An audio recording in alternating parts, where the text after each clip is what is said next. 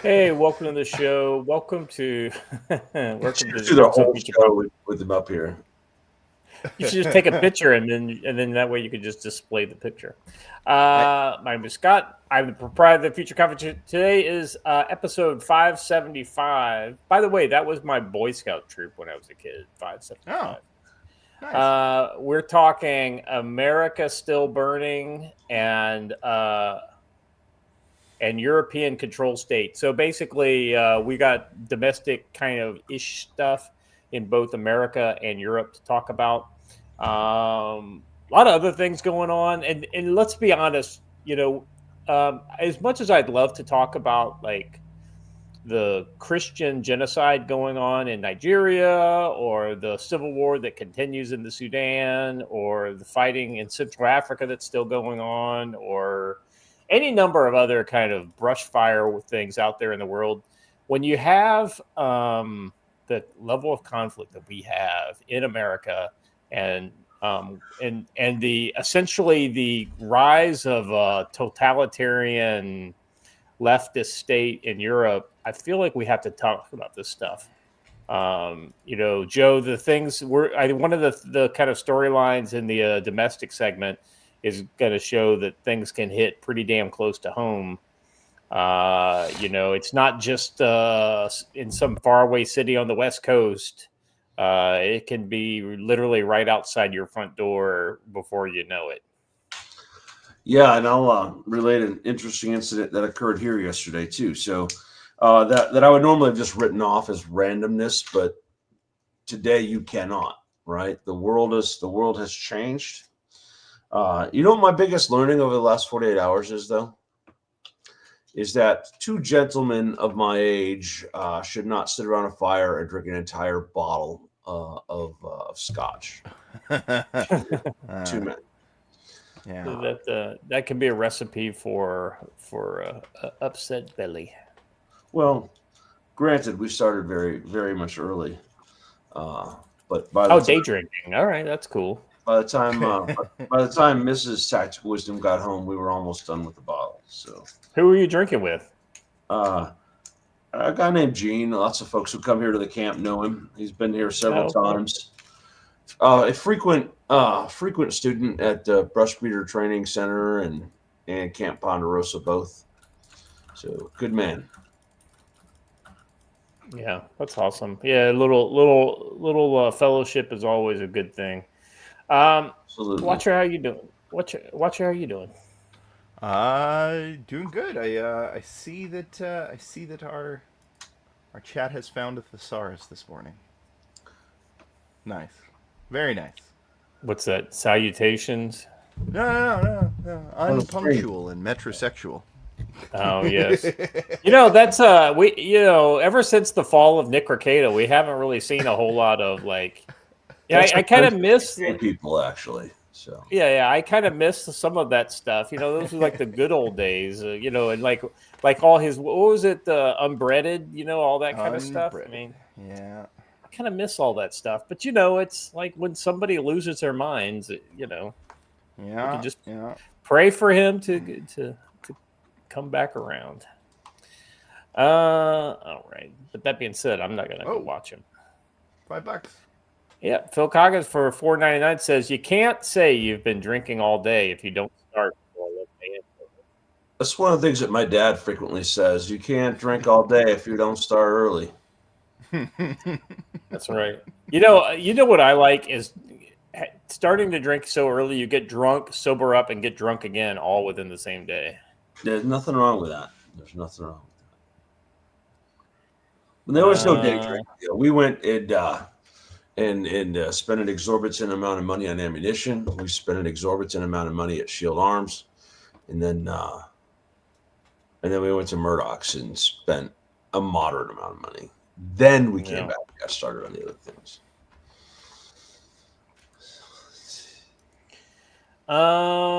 Hey Joe, let me ask you a question. This is not on the topic list today. What do you think about the kind of, and this is kind of one of those things that I don't see a lot of people talking about it, but definitely certain influencers are talking about this, the whole like intrusive nature of Israeli soft money in American politics. And like, especially on the influencer side, like, people getting paid like $7,000 to post pro-Israeli content. We joke about Mossad Mondays and all that, but Listen, we joke about it, but I seriously, I'm open to receiving a check. The irony is that, by not taking money, we can call balls and strikes, right? I mean, and there have been times when Israel probably did some things that weren't smart. They've got every right to do them because they're a sovereign country, and as long as they're willing to kind of take in the backlash, then so be it. But I wouldn't do some of the things that they did. But when it comes to Israel versus Hamas, there's no fucking question. It's Israel all day long and twice on Sunday. And listen, for the people who were out there protesting in Boston last night in support of the October 7th attack, you're an absolute monster. You're not legit. I mean, that's crazy. Except for that one kid who was saying that Muhammad was the first trans lesbian. Bro. Yeah, Jason there. Yeah, that kid's name was Yanni, and he came out of one of them tunnels. Jason. Yeah, Jason. I just read the write up on that report. That's an interesting situation. The Israeli surveillance operation on Christian churches. Yeah, I'll just say this right now.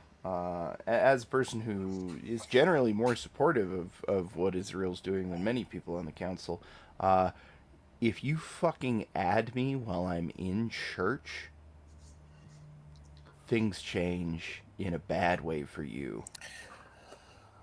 Well, the thing is that me siding with Israel has nothing to do with them being Jewish or not Jewish or whatever, right? It has everything to do with like right, wrong, and the rights of states to act in the way they see that benefits them, right?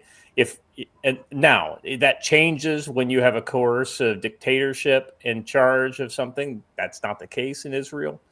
It also changes when the things that they think are in their best interest are blatantly immoral. Now, engaging in combat in cities is not blatantly immoral. That is going after the enemy where they hide, even though they're using, human shields. I mean, there's a moral courage, but also there is going to be a wearing on your soul, knowing that you have to kill women and children in order to get at your enemy. It's just a tough situation to be in. I would never want to be in it. That being said, that's how they choose to go. I don't have an issue with it. But if they did something that I don't like, I'd call them out on it, and it has nothing to do with them being Jewish. My whole take is that groups aren't for shit. It's all about the individual.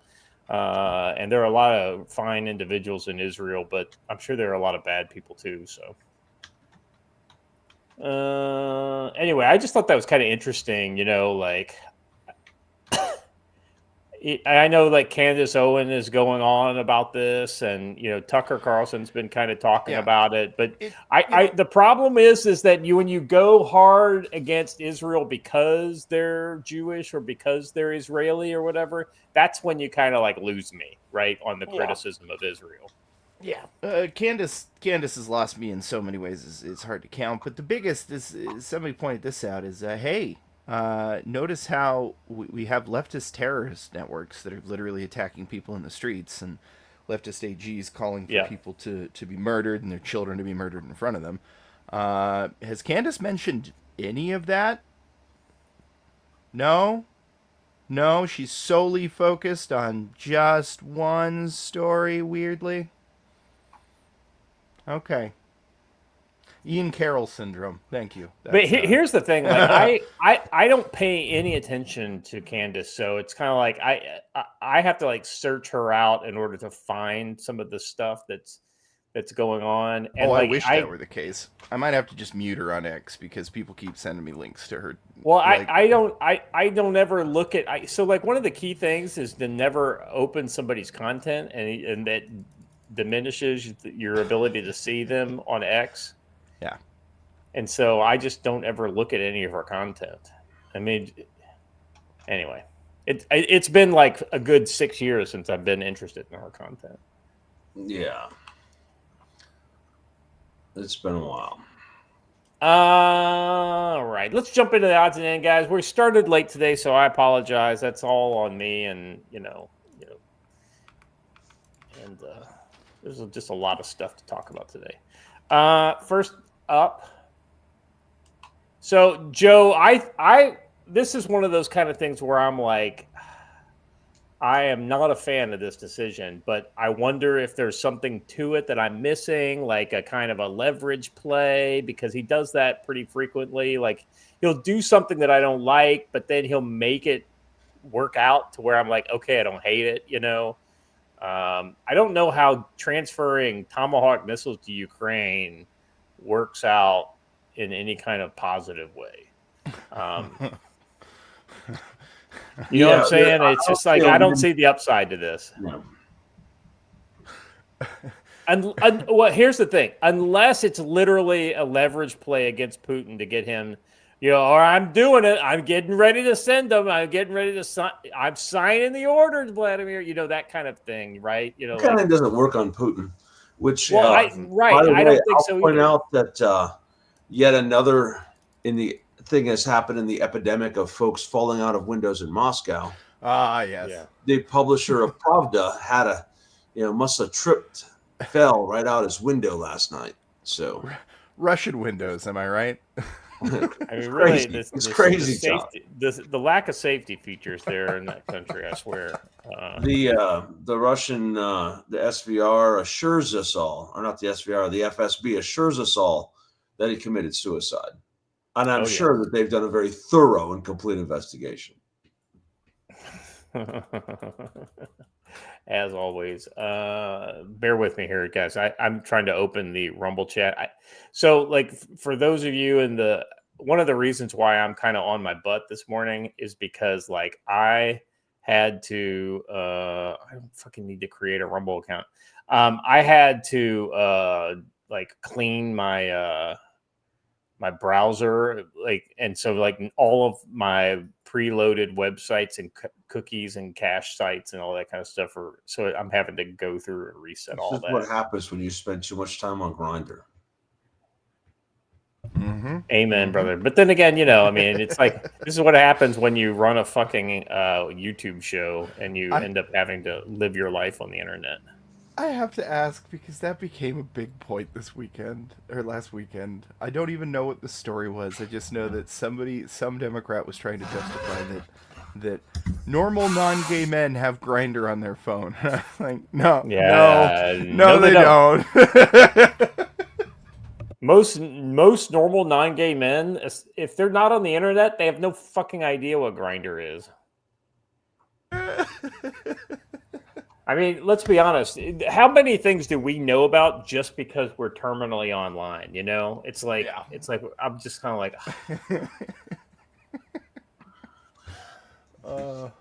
Yeah, but given the Israeli geofence operation, maybe it's time to be a little less, right? Facts. Yeah, well, I mean that's one of those kind of things. I think it's less of a mental health issue for adults, guys like us who kind of came into the internet as adults, right? But for our kids, man, that's the one where you really have to just physically take their devices away from them and force them to go play outside. By the way, and maybe this is a good thing. I should just do a little video on one of these days. If you want help on how to do that for children that are young children or teenagers, but still want to have something that they can access the stuff that is good on, I have a way to do that, and it's actually not very expensive. So yeah, I'll have to show you guys how to set up the devices that I set up for my kids. All right, let's get back to this. Speaking of the guy, because I just mentioned it in the chat. Do you remember what the name of the political officer was on the Red October? Huh. No. Putin. Can you remember what the name of the Soviet Air Force officer in the Gulag in Vietnam that was interrogating what his name was? No. Grochenko? Yeah, something like that. I only know that because I'm literally listening to Without Remorse right now. That's my audiobook. I've decided I'm going to go through the Clancy library in chronological order. So I will have. Yes, that's the way to go. This is the way to be. I do have to say about this story. I can't think of anything better. It's a metaphor for just literally poking the fucking bear with a stick, right? I mean, like, do you guys remember a Patrick Fox moment when he said that he'll never give? I said specifically, next thing you know, he'll be giving him Apache helicopters. He'll never be giving him Apache helicopters. Yeah, well, you're right. He hasn't given him Apache helicopters. He gave him F-16s and Tomahawk missiles now. So I mean, it's kind of like which is worse, which is better. All right. Well, Jesus, I remember early on when we were giving him AMRAAM AMRAAMs, and he was like, "Oh, but we're not going to let him use the long distance version." Well, that lasted all of what, 2 fucking weeks? No, you're talking about you're not AMRAAMs. Or not AMRAAMs. ATACMs. I am talking about ATACMs. Yep. But yeah, no, they did. I mean, they never did get the long range version of ATACMs. What? No, they did. They absolutely did. They used it to hit the bridge. That was the whole thing. Trust me. Trust me. They did not get the long range version. All right. Because the long range version actually has a classified like range that is like, one that would not be something that, and I've never been read in on it, but I'm just saying, like, I heard things, through the Army grapevine. All right. Watch Trump sort of make a decision on Tomahawks to Ukraine. President Donald Trump told reporters on the Oval Office that he has sort of made a decision concerning the ultra-controversial question of selling and transferring long-range Tomahawk missiles to Ukraine via intermediary countries in NATO. But he added the crucial caveat that he first wants to know what the Ukrainians plan to do with the Tomahawks. Where are they sending them? I guess I will have to ask that question. Here's my question to you guys. How the fuck would they use a Tomahawk? What platform would they fire them from? Oh, they don't have any boats. They don't have anything with VLS launchers. They don't have submarines. Hold on. Now we have land launchers. We have air launch ones. I could air launch them. I don't think we have air launched Tomahawks. I think we have other weapons that are air launched. They could be T-Lambs. Now there is, but see, the T-Lambs, the old T-Lambs are gone, right? That system doesn't exist anymore because we had to reinvent the ground launched Tomahawk recently, and so we haven't even fully fielded that yet to U.S. military. So I mean, I'm just curious what our inventory, but has it gone out of all the NATO inventories? Well, NATO doesn't really kind of play with Tomahawks too much. Oh, okay, all right. I don't know. I mean, there's a variant of the air-launched cruise missile in existence. It's not the BGM-109, but it is it's a variant. But hold on, I'm trying to see what it can launch from. It just says launch from an aircraft. Doesn't say which. But it's probably got to be like a B-52 or like a B-1, right? Something like that. Yep. It shows a B-52 firing a Tomahawk. Yeah. You know what they could do? I mean, this wouldn't be cheap or effective, but they could do it. They could just build a VLS on land. Yeah, but I mean that's not like what you'd call easy, and then it's also static, which is a target. It'd be very bad. I'm just saying. I mean, technically. Let's see. Ukraine lacks native platforms for Tomahawks. I'm just kind of reading through an article here. Ground-based launchers like the Typhoon system, but like I said, we just started fielding those. Well, you couldn't. Okay, so somebody said put a VLSL on a truck. I mean, I might be wrong here, but I think it's way too fucking tall to have it vertical on a truck. So yeah, like basically the ground launch system looks like a container, like an ISO container, and it basically just stands up on a tail, like and then fires vertically from a.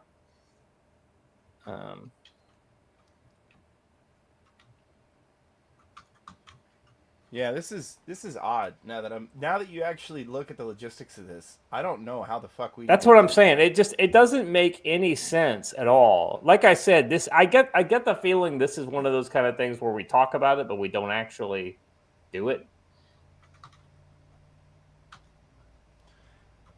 Yeah, I mean, I guess theoretically, tactical wisdom. Check your Janes. I mean, I don't know about you, Joe, but I can't afford Janes. Yeah, I can't afford Janes, but I can tell you that right now what we have can only be launched by the B-52 G&H, which we have not given either of those to anyone. So it's 20 feet. It's 20 feet long. Yeah, it's a big missile. Jesus. Anyway, yeah, that was for me, that was the thing that kind of like, I was like, huh? What? Anyway, so this suggests a cautious approach that would lean against such brazen escalation and conflict. Moscow last week said it would be surprised if Trump White House actually went through with this. Yeah, like that's what the reason why they'd be surprised is because they know they don't have a fucking platform to launch it from. I sort of made a decision pretty much, Trump said when asked by reporters what his final decision was. The following additional response is bad news for Hawks and positive for Doves, which to see de-escalation of the proxy war.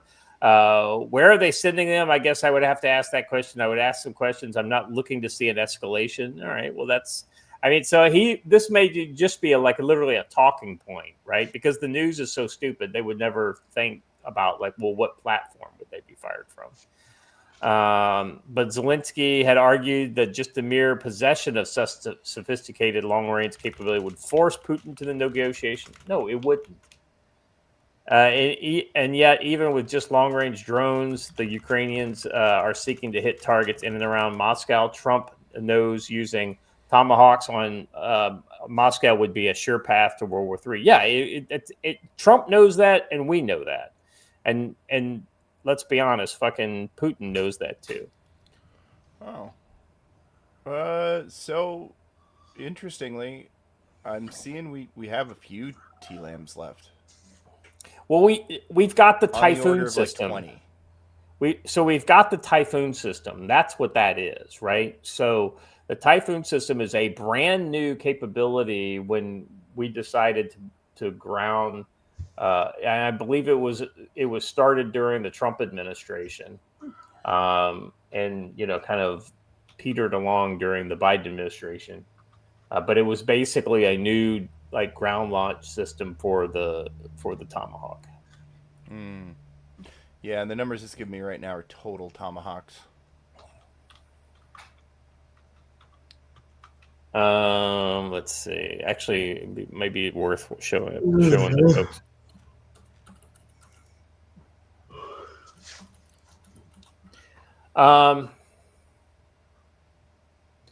Let's see. Yeah, right here. Watcher, let me share this link with you in the private chat, and then we can move on. Okay. Oh yeah. It's just Wikipedia, and it's got a picture of what this thing looks like. So this is the new Typhoon system. Ooh. And so, like I said, it's basically like a 20-foot or a 40-foot mill van with a pop-up tail that comes out of it that's pulled by another prime mover. That's pretty cool.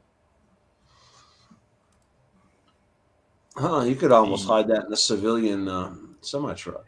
That's what I was the interesting thing about that is that not only does it shoot the Tomahawk, but it also shoots the SM-6. So basically, it is literally a stand-up vertical launch system and it has 4 cells in it. So you get 4 Tomahawk shots per launcher or per truck. So And like I said, it can shoot SM-6 or Tomahawks. Now, SM-6 is an anti-air missile, but it can also be used in a Steve ground. makes a good point that you and I have talked about before, Scott. Think about how many Tomahawks we'd make a year and how many we'd need in a China contingency. Yeah. So I was just Yeah. looking at that. We make currently 2023 procurement was 3,000. And guess how many we shot?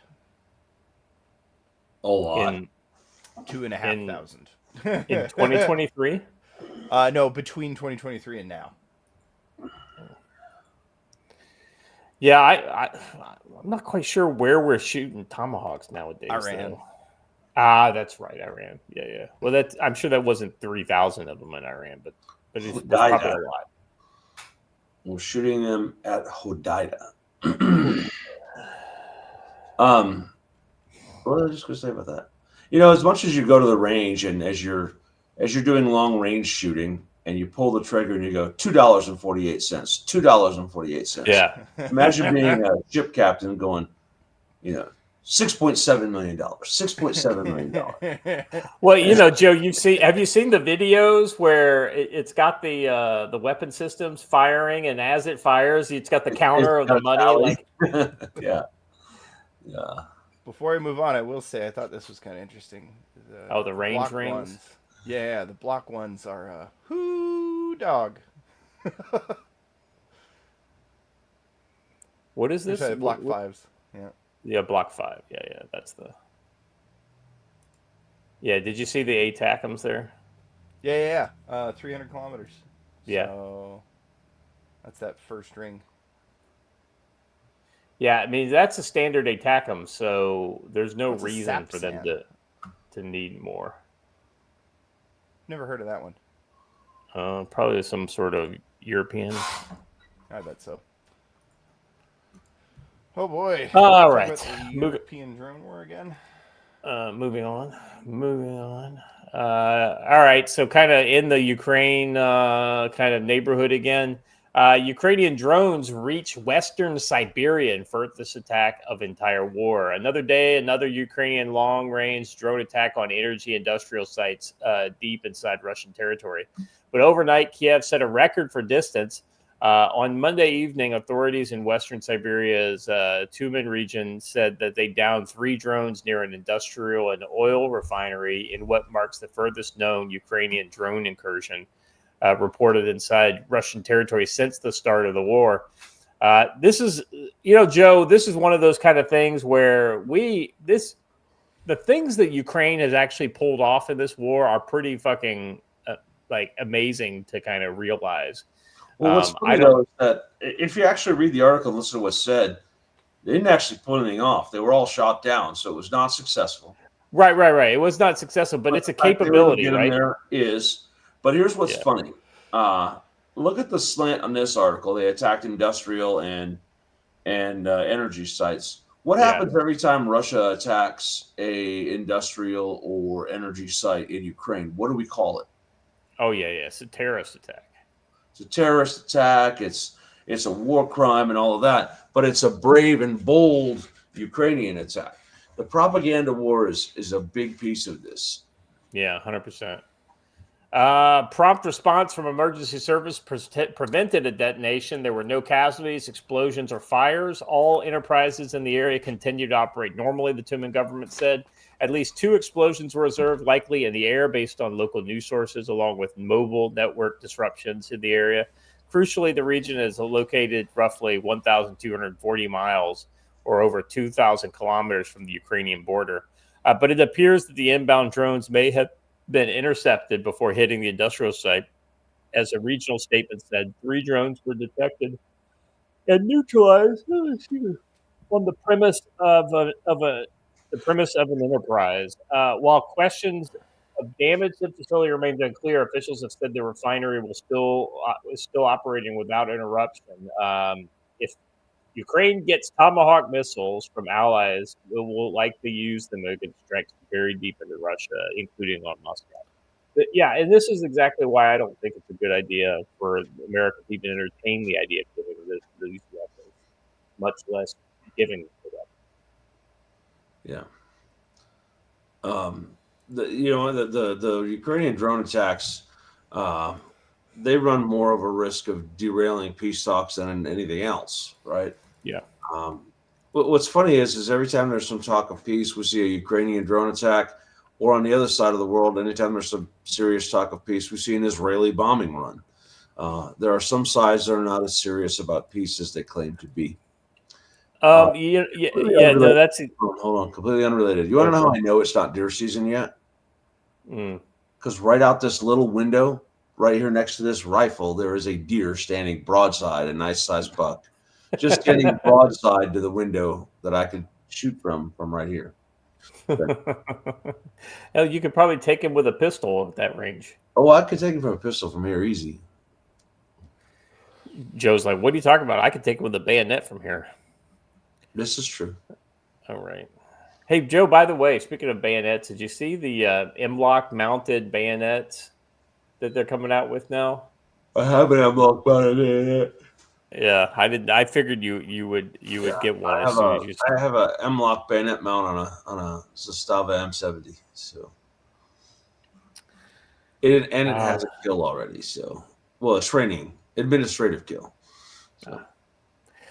Here's the other thing too about these drones. Was it flown from Ukraine or was it launched from within Russia? Because let's be honest, within Russia. Right. That's exactly right. And so Russia's a big country, and it's really easy to kind of hide in open. Yeah, as much as people say that Russia's a repressive country.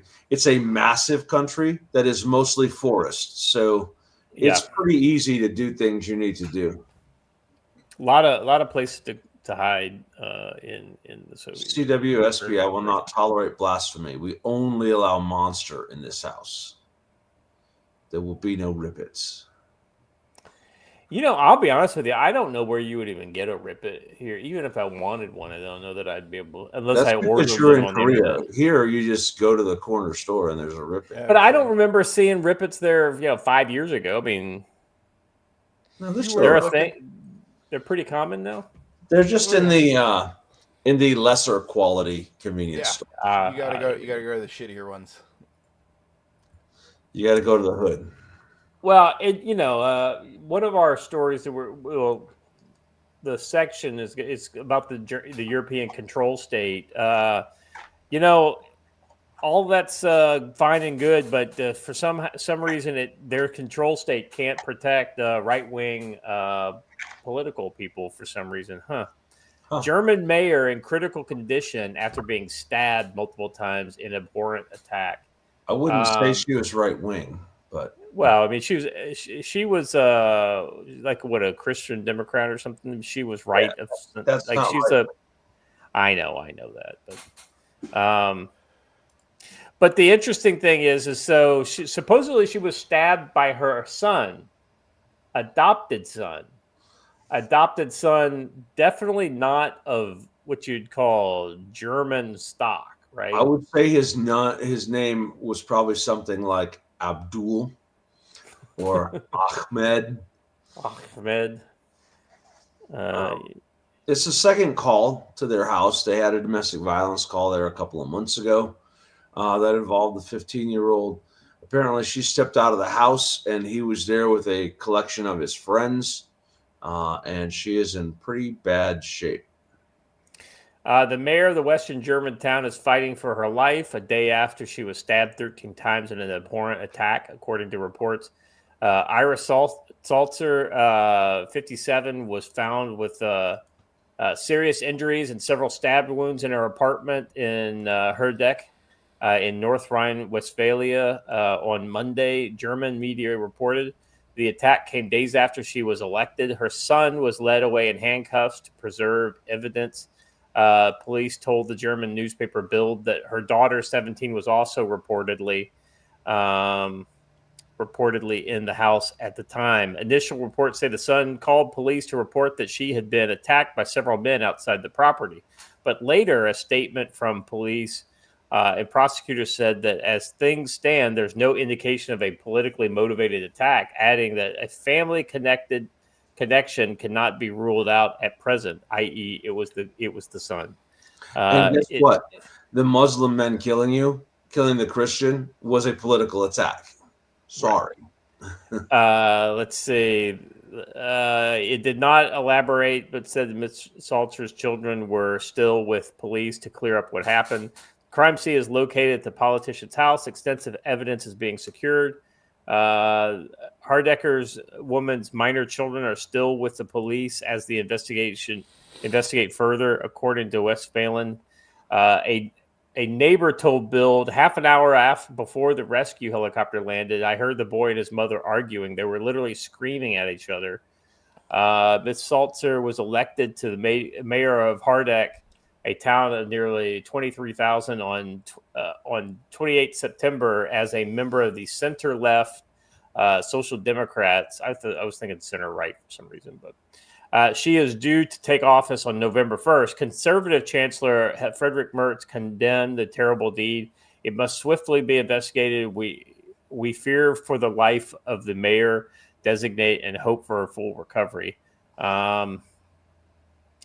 But yeah, this just kind of goes to the whole question of like, are there any? I mean, the newspaper here is trying to kind of angle it towards maybe the far right was involved or whatever, or maybe that's what they were thinking beforehand. Because literally the last thing in this article is Henriette Recker was stabbed by a right-wing extremist in 2015, the day before being elected mayor of Cologne. She made a full recovery and is still in office. Joe, is there any evidence that this kid? I mean, I know there is. Do we have like a picture of him or anything that gives information about him? Because I'm sure it's out there. I can try to find it real quick. I had it. Yeah, there's a picture. I'll find the picture. So there was a really interesting survey of I think it was. Here you go. Got the picture. Yeah. Oh, that one has his face blacked out. Hold on. You have one, Watcher? Oh, that's the well, only it's one I've blurred, seen. but you could tell that his skin tone is very much different from everyone else. From hers, yes. And that's not like Arab different. Arab, that's more North African, like, Algeria or, maybe even like, yeah, someplace in the Sahel type of region. So, all right. Joe, every culture is equal to the Sub-Saharan. I would put him above the Sahara. Well, that's what I was saying. Sahel is what I was thinking, like in the Sahara, right? Like I wouldn't go any further than that.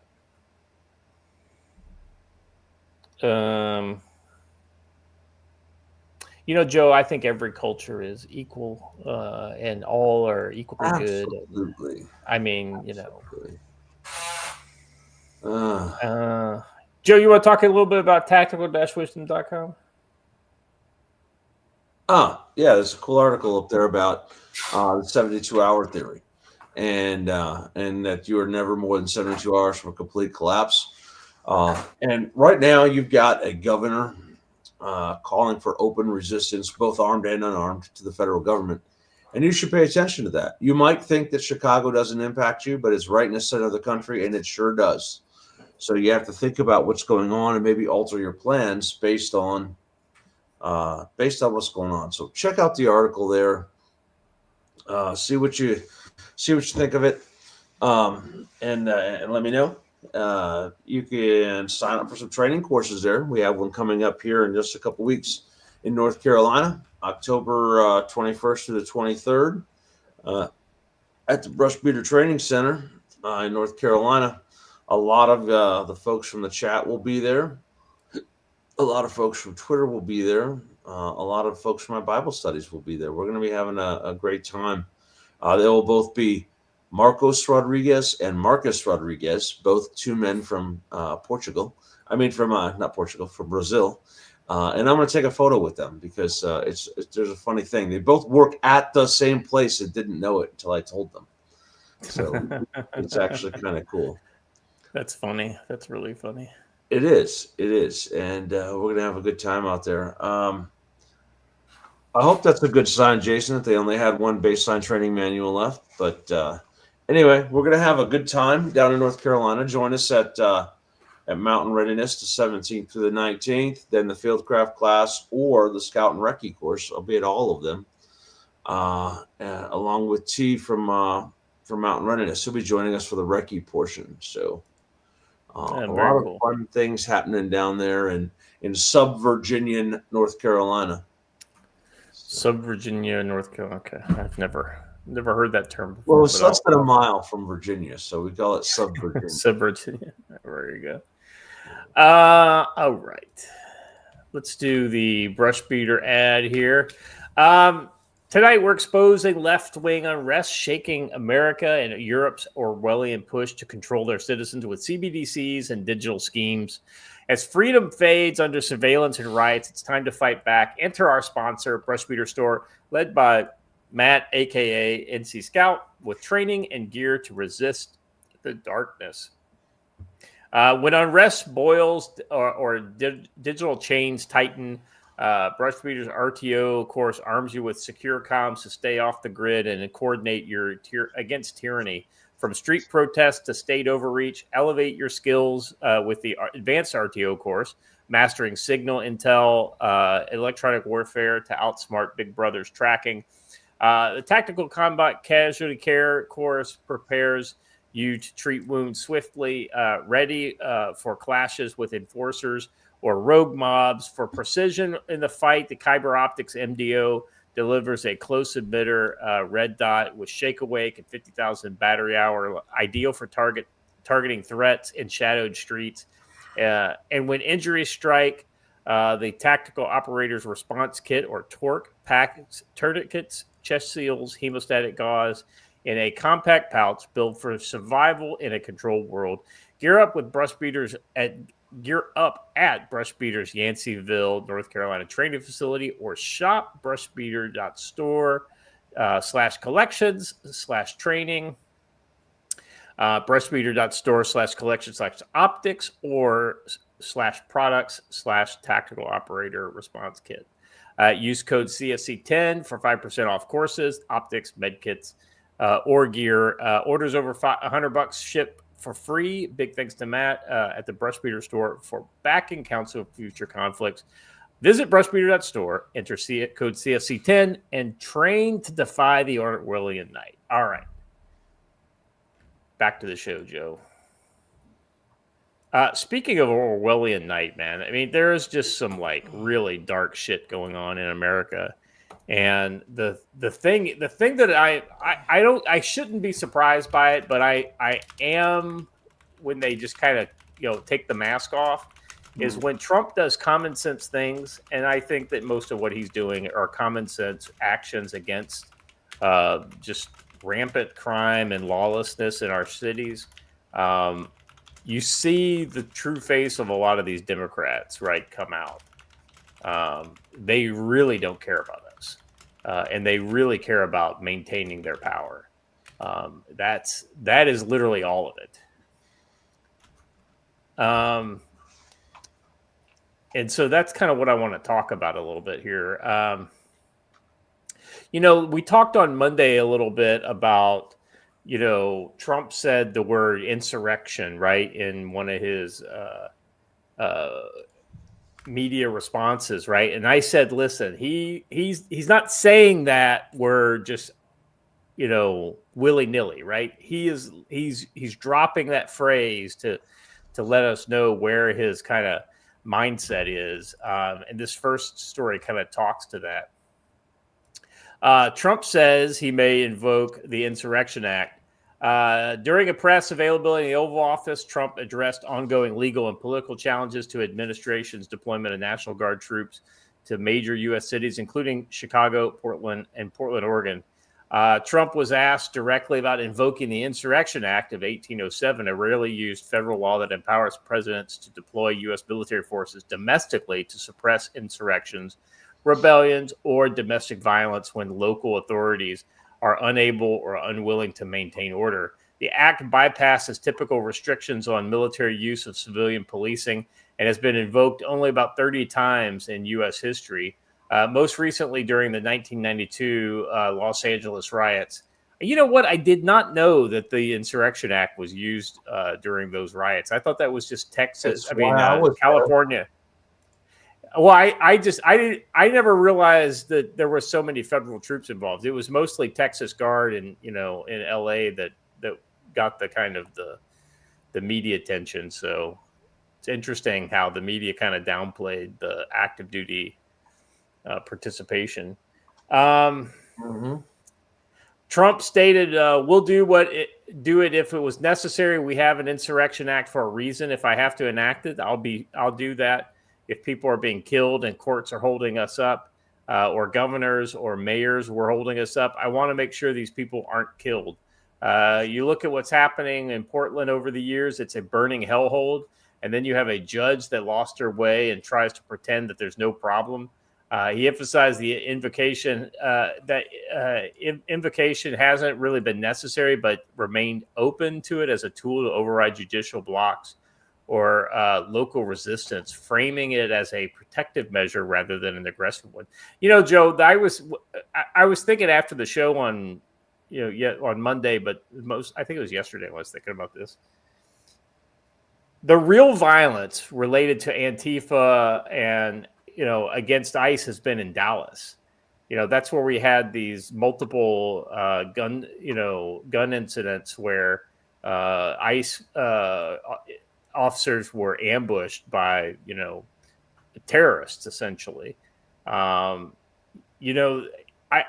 before I would be comfortable with the Insurrection Act, I would need to see, like in Portland specifically, I would need to see an escalation of the violence that's going on. What's your kind of take on that? Because I'm not saying that he can't or shouldn't use it. I'm saying that it's a tool that has a specific use, and I don't know that we've reached that threshold yet. No, I think that we have. I think that when you look at what's going on there, you have actual sedition, which is the violent resistance to federal law enforcement. You have a mayor and a governor calling for more resistance, including armed resistance.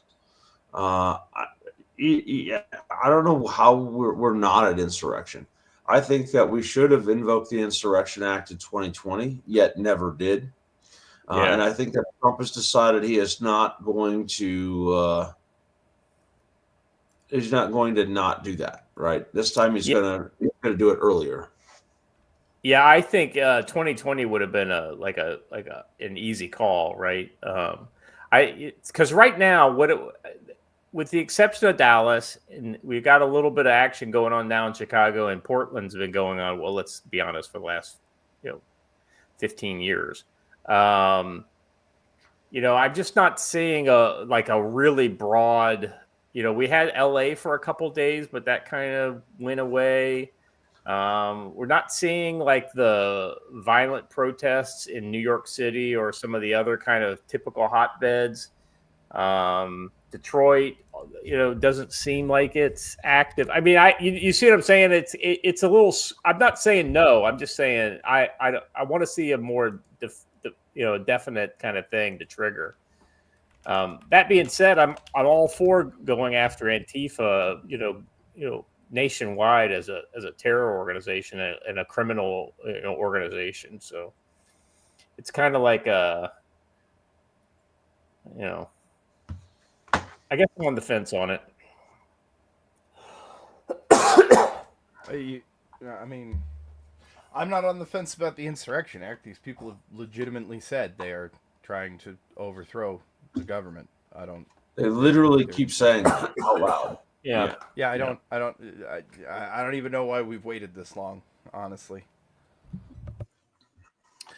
Yeah, I mean, like I said, I'm not disagreeing with you. I'm just saying I don't know that I personally pull the trigger at this point. But all right. He emphasized the. Let's see.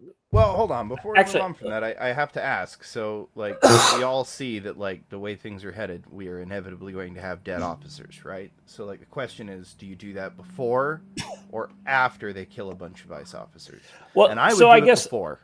I guess my question is how do you do it, right? Because like when we talked about it on Monday, Joe, we were talking about like you declare, say, a geographical area in Portland as being under insurrection, and then you kind of focus federal efforts to kind of quell that insurrection, right? To include arrests and all that kind of whatnot, and potentially martial law, right? In an like an area of insurrection, but like then but the ambush is like the spectacular attacks I think happened in Dallas. So do we do an insurrection act there too? I mean, this is where I'm kind of like it's not like I don't see a clear. Hold on. It's first of all, there have been attacks in Portland. And second of all, like you're talking about the shooting that happened there, but the issue is not the shooting. The issue is that the local government is not is literally preventing law enforcement from being right. Like I don't know how to do this. It's not the insurrection. I get what you're terrorist attacks. I get what you I get what you're saying. I guess my point is if a belligerent 15-year-old tells me he wants to overthrow the government, I don't necessarily take him serious, right? Well, if you come out with guns and you shoot at the officers, then that's a different story, right? That's an intent to kill, all this kind of stuff. I think you're missing it, though. Again, this is not about people shooting at ICE officers. That is something that can be dealt with, as Texas proves. As long as the law enforcement in the area is going to work with them, that could be handled. That is not what is launching the Insurrection Act. The Insurrection Act is about the local politicians who are preventing law enforcement. No, I get that. I think that's a strong argument. I guess I think you could go after them without the Insurrection Act. I guess there's steps before the insurrection. Well, you just go in and charge them with a crime, and you arrest them. Like for instance, federal crime they are committing is insurrection. So. Well, I don't know that that's true. I'm not a lawyer, so I can't argue this from the standpoint of like, well, you could be charged under this code or that code or whatever.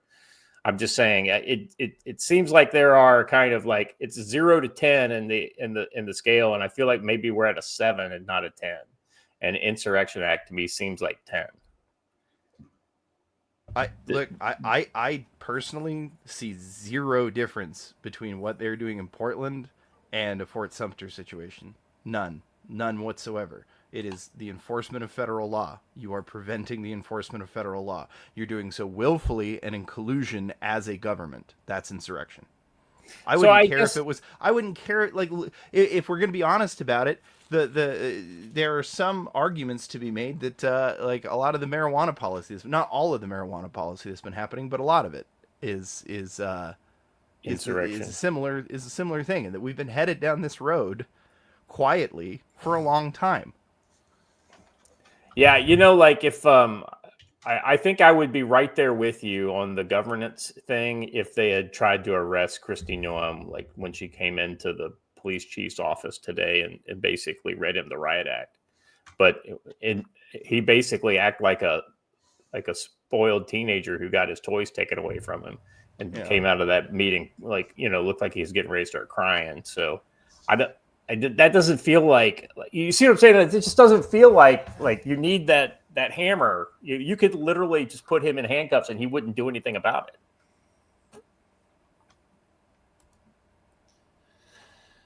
Yeah, right. So the actions in Chicago, I think, make a stronger argument, especially. Correct. Yeah. Portland is literally localized to one block. Chicago is an entire city.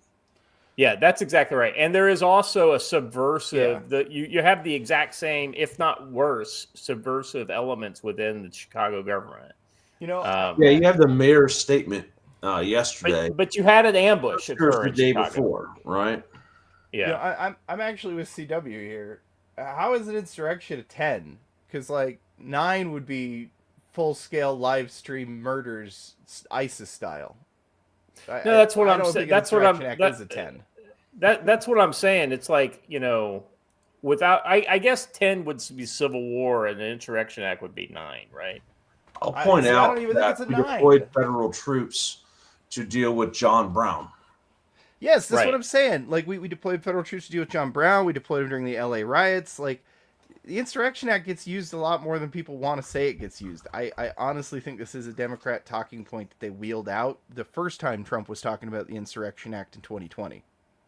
Yeah, no, I hear you, and I think there's a stronger case for the Insurrection Act in the Summer of Love. Actually, as soon as you burn down the first police station, Insurrection Act, like that's pretty.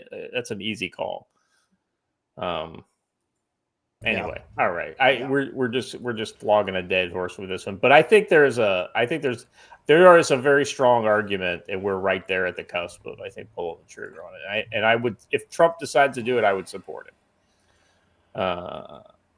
Don't think that I wouldn't support him doing that. I'm just saying.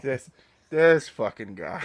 That guy's about to learn the meaning of the Supremacy Act, and it has nothing to do with white supremacy. Yeah, let's play his. Let's play his. Do we have his speech here? I don't know. Do we have to though? Is there a clip? Maybe there's a clip. It's look.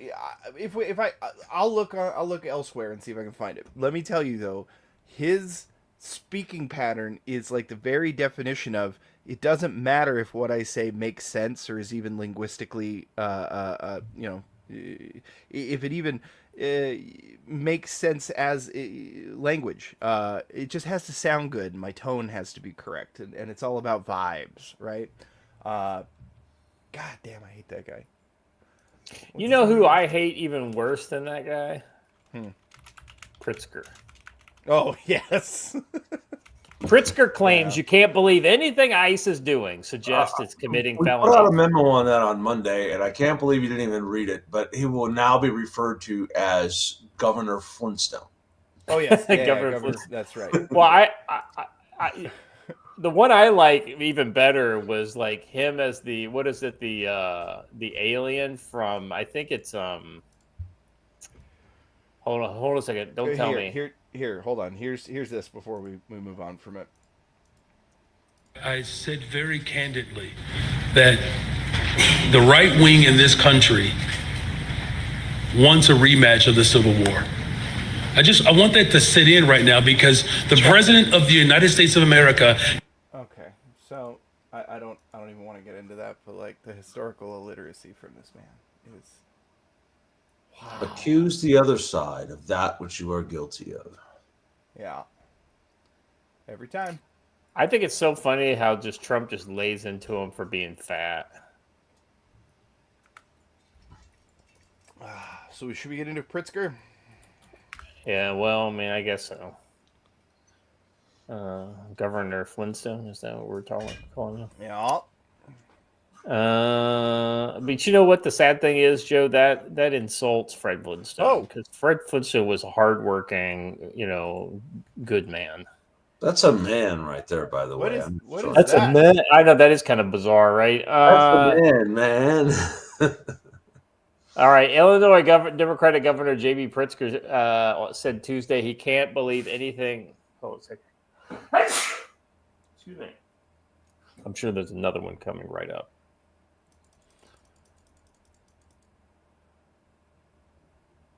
All right. There we go. Let's see. Pritzker told, he said, you can't believe anything the U.S. ICE says, and suggested ICE officers were breaking the law. He told the Raging Moderates podcast that he encourages prosecutors to investigate ICE activity in Chicago. He claimed one example that needed to be investigated was a recent report of an armed woman being shot by, you got to be fucking kidding me. I mean, if you ram a fucking or block in law enforcement and then you brandish a firearm, you're getting shot. There's just your cops, the Chicago police would have shot her even faster, I bet. So here's an interesting thing about that. Wait to draw conclusions till I finish, by the way. When they filed the complaint, when they filed the actual police report, there was no... Okay, let me back up. When you heard the radio traffic, they mentioned that she had a gun, which is why they shot her. When they filed the police report, they did not mention a gun. And I am willing to bet that has to do with the fact that she was able to flee the scene, destroy evidence, throw everything out where it needed to be thrown away, and no local police were there to help to secure the scene, secure evidence, and ensure that stuff got like. I think this is going to turn into a way, way bigger deal, and it's specifically because she got away. Yeah. Yep. Yep. All right. Let's see. Claim to one of the, according to the Department of Homeland Security, the woman, a U.S. citizen identified as Mirma Martinez, was accused of ramming into a law enforcement vehicle, blocking officers from moving. Pritzker claimed the ICE officers antagonized her by like existing. Well, now it comes out that the attorney says there's body cam footage that shows that actually she was rammed by an ICE agent in the vehicle, and the ICE agent started yelling at her, calling her the B word and other things. And right after that, there was a shooting that ensued. They claimed in their release that ICE said that she was the aggressor and that she was pointing a gun out an automatic weapon. Yeah, okay. She didn't have an automatic weapon. She had a fucking pistol based on reports. Right. So you can't believe anything ICE is doing, or the defense person, or Pritzker, for that matter. I mean, was it a Glock 19? Could have had a switch. Just saying. I mean, that's true. And especially in Chicago, and I believe that we can go after ICE and those agents when they are committing felonies or any kind of breach of the law in the state of Illinois. No, I don't think you can. The DHS pointed to its original statement on the incident when reached for comment.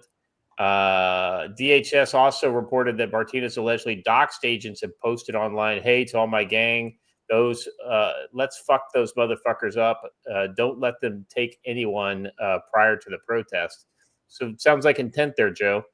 Yeah.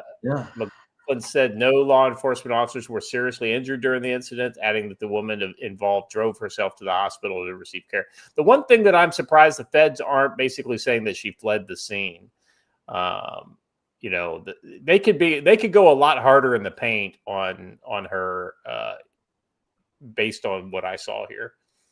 So she was shot 7 times by a Border Patrol agent. Pritzker has frequently criticized the President Donald Trump for deploying ICE officers to his state. He sued to stop Trump from deploying the troops, calling it Trump's invasion to punish his political opponents. I do not think that it's the intention to have these kind of troops or people that are dressed like troops like ICE or CBP, so that when the election comes, they can effectuate that they think that they're losing or will lose two things. One is the intimidation of people going to the polls. The other is Michael Flynn back in 2020 suggested actually confiscating the ballot boxes, claiming that there's fraud and counting the ballots themselves. I mean, I'll be honest with you. I really like Trump's his voter protection actions. Getting rid of the electronic machines and going to paper ballots sounds like a winner to me. Anything else on Pritzker and just all the stupidity in Chicago? I'm just saying that the narrative that the left is trying to craft in the papers, they say is supported by body cam video, but the body cam video has not actually been released. And the crash is not on the video. So yeah, I'm like if I swear to God, if I were a federal law enforcement, I would want dash cams, front and back dash cams in my vehicle. Right. It's just to protect yourself.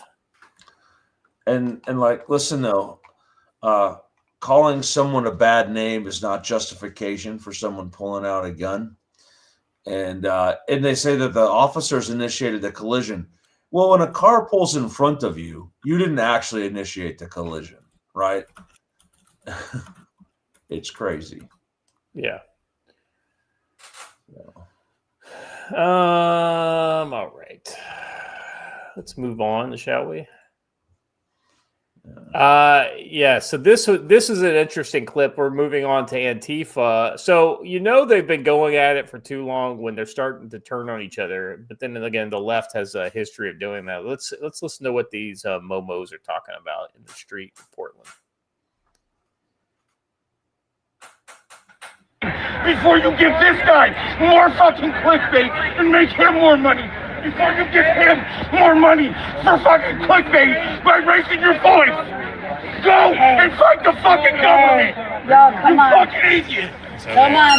Oh, speaking of raising your voice. Hey, can we keep our comments to I'm ourselves? fucking telling you. Whoa. I am not the fucking one, dog. I am not the one. You understand me? Peaceful. Now let these guys get Not the fucking one. Antifa crashes out. Is that what we're seeing here? I mean, I always love it when they fight each other.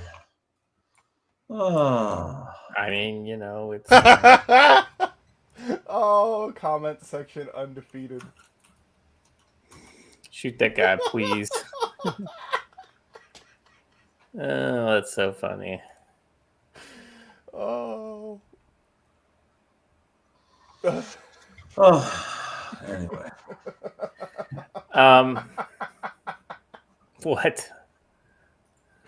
Wow. Comment section undefeated. Yeah, I mean, Joe, these people are not like it's not what you'd call like stable.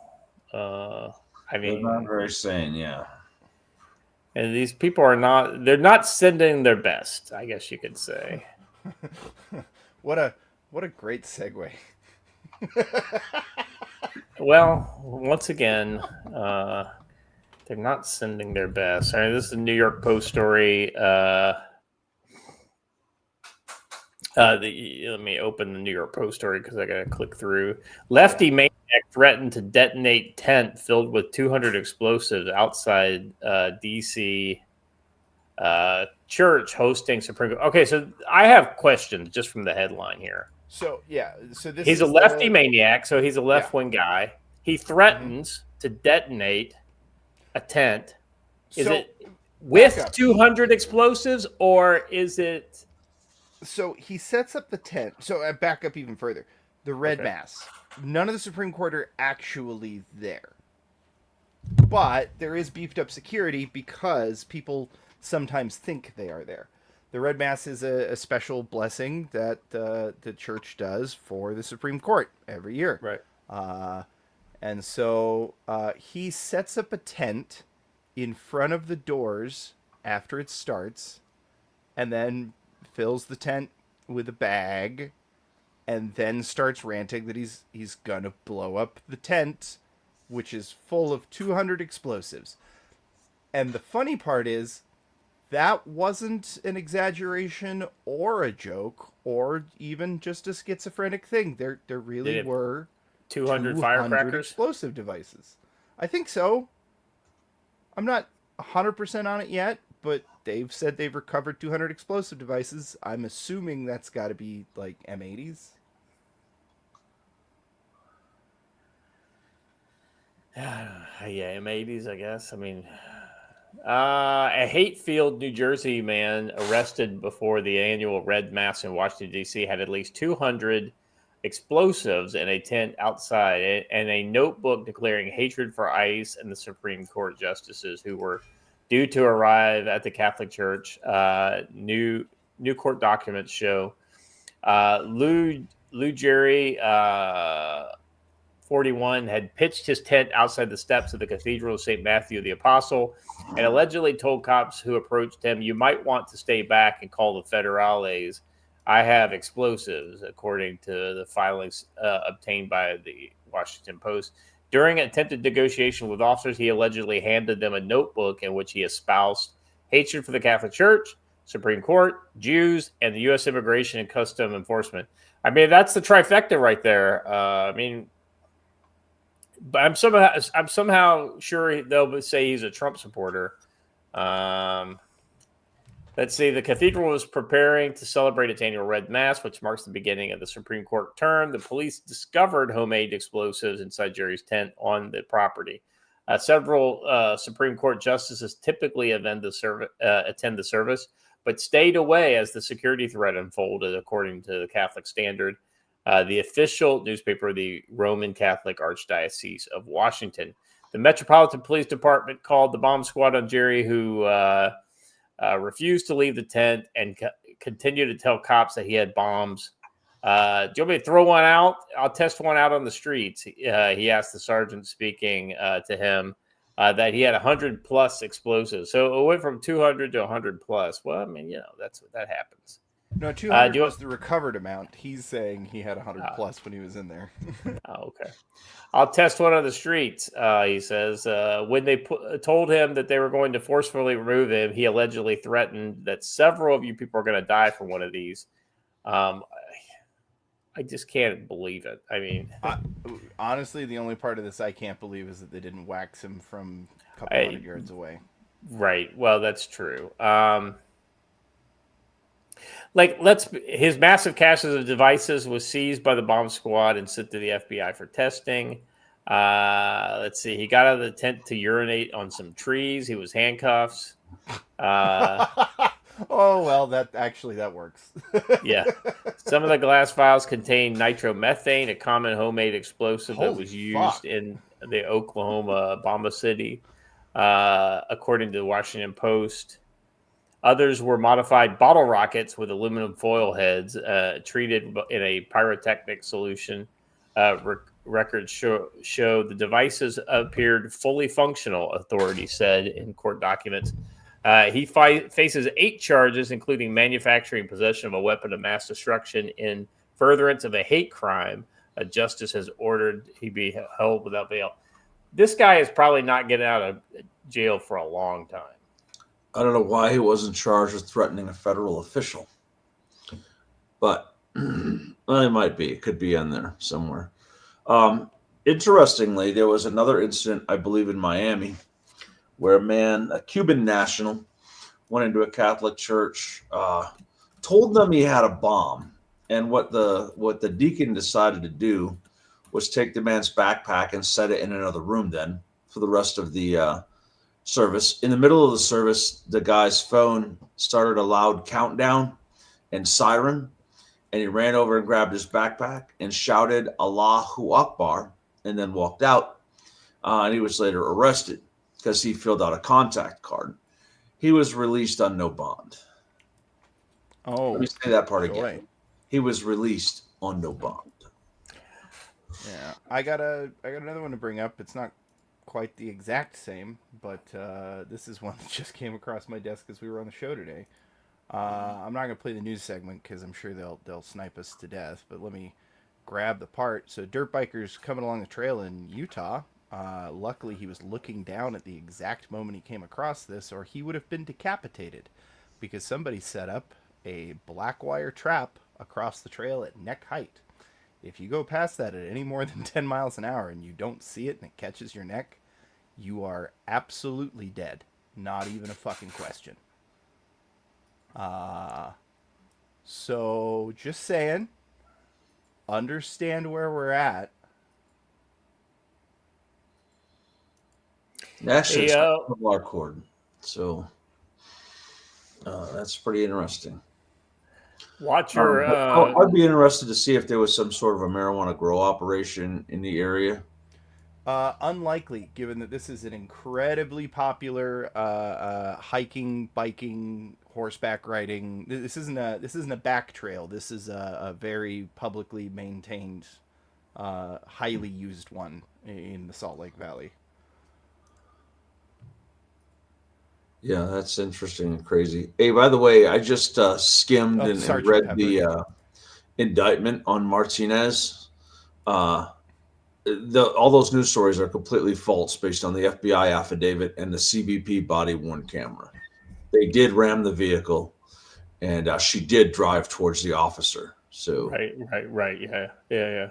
That's, I mean, because the initial reporting from the CBP is what I thought was the most likely because they can't lie because, if they get caught in a lie, then they're fucked.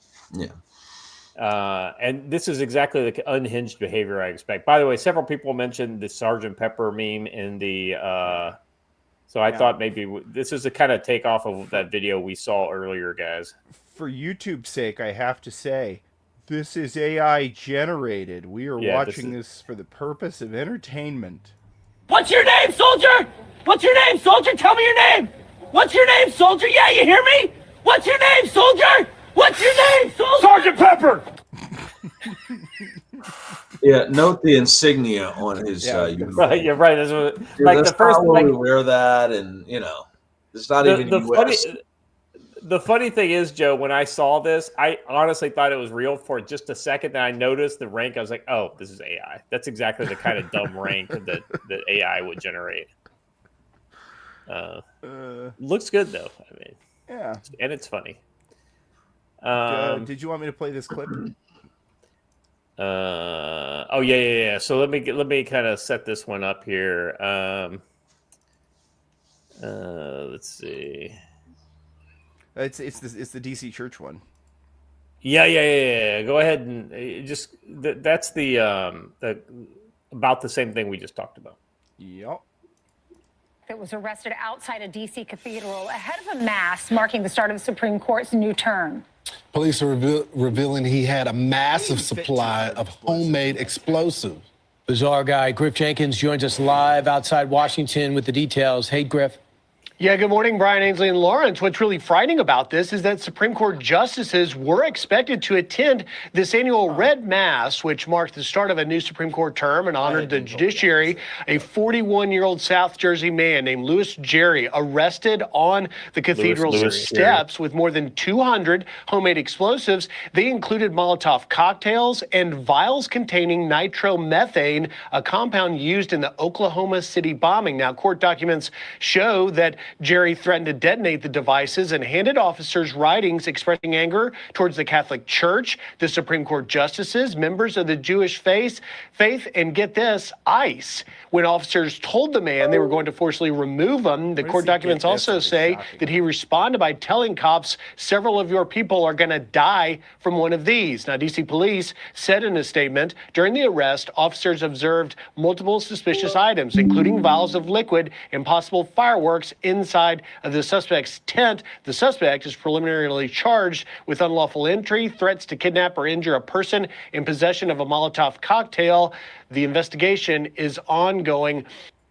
So it's definitely changed since then because he's got 8 charges now, including production of weapons of mass destruction and the furtherance of a hate crime.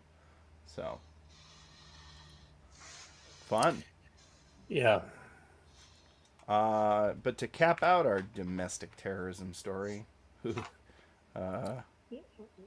this one sends shivers down my spine. Yeah, so this one kind of hits close to home. This guy is somebody that you guys know here on the internet.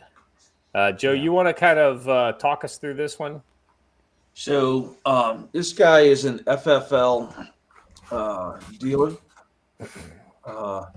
with some extra authorizations that allow him to have very, very spicy things at his home. And he noticed this vehicle just kind of hanging out. So he parks at a neighbor's place, comes around through the woods, observes a single male kind of hiding in the vehicle, drives by it again. Guy tries to duck down. So he goes up to directly confront them and they drive away. Well, he calls the police, and as the police come up, the vehicle goes by again. But now it's got 3 people in it instead of just 1. So obviously it has picked up some people somewhere that were moving through the neighborhood clandestinely. He points out to the police, they pull it over, and they took off. And during the course of the pursuit, they threw a bag out of the vehicle that had fake badges, guns, and stuff like that. Short while later, the U-Haul was found with a dead guy in the driver's seat. So, dead of a gunshot. Really interesting. Yeah, it's either there was a conflict that occurred between these people that ended up, or that guy was a useful idiot that was going to get disposed of anyway, and so they decided when they couldn't do the hit or whatever, they decided to. There's been a homeless dude they asked to drive a truck. You never know. Yeah, that's exactly right. They decided to cut their losses with that guy. Yeah, that guy might have been the 1 week link they had. And so, interestingly, this comes on the heels of the other event outside of S2 Underground's house that has been much debated on the internet, with utility company guys swearing to me they don't have to identify themselves to you when they're on your property and they can use eminent domain. Hey, That's not gas company is not a government. They don't get to use eminent domain. Yeah, but anyway, the slightest. they don't have a right to be on my property if I don't want them to be. But I had an event yesterday that I normally would just write off to living in the country, but you can't anymore, right? A couple of folks walking up the road, and of course, Thor being Thor, he wanted to run up and give him a hug. And so I had to walk over there, and they're walking up my driveway. And those who have been here know that you don't just accidentally walk up my driveway. It's kind of hard to find and in literally the middle of nowhere. And I say, hey, how can I help you guys? They're like, well, we're from the DNR across the street. We're just out exploring. And I'm like, okay, well, as you're exploring, that's my gate and where my property begins. So explore that away. And so they did. But since they identified themselves to me as agents of the state, they were going no further up my road. Yeah. That's actually something a lot of these state employees that aren't law enforcement officers don't think about, right? You are an agent of the state. I have a Fourth Amendment right to not let you just wander around my property. Anyway, but I would normally just write that off as just kids from the DNR bored with their life as wilderness firefighters wanting to walk around. But I can't anymore because there are a lot of obvious attempted surveillances and recon being done by leftist organizations throughout the country. Now, the FFL guy is probably someone looking to rob him and steal guns. Okay. But I would bet that they were more aligned in one direction than the other. And the S2 Underground thing is weird. It is not the first time, knowing him, that S2 Underground has had a situation like this occur. And I would believe that his was entirely targeted on who he is. Yeah, he's got some hot takes out there, and definitely hot takes can get you noticed by people who have not your best interest at heart. All right, let's move into segment 2. We're talking about the European control state. Here's the thing: so Europe is not America. Europe is Europe. America is America, but if you don't think that the U.S. left doesn't want what they're doing right now in Europe, I mean, you haven't been paying attention. One of the reasons why Pocahontas was so kind of like fixated on regulating very specific types of regulations for cryptocurrencies was because she wanted to enact CBDCs here in America, right? And we're going to get into that because there's literally a broad breadth of stuff that Europe's doing. And so we'll start right here. Signal AFD slammed European chat control as the end of privacy in Europe. After Germany dropped its longstanding opposition to the EU chat control, leading encrypted messenger Signal issued a dire warning about privacy in Europe, with the post going viral. However, now European parties such as AFD have joined the criticism, with the party warning just before the EU Council vote that so-called chat control could end privacy entirely in Europe. The protest from AFD comes after Signal threatened to pull out entirely from Europe if the EU implements its surveillance plans. If Signal went through such a move, it would be a major black eye for the EU, putting it on par with the surveillance states like China. Yeah, the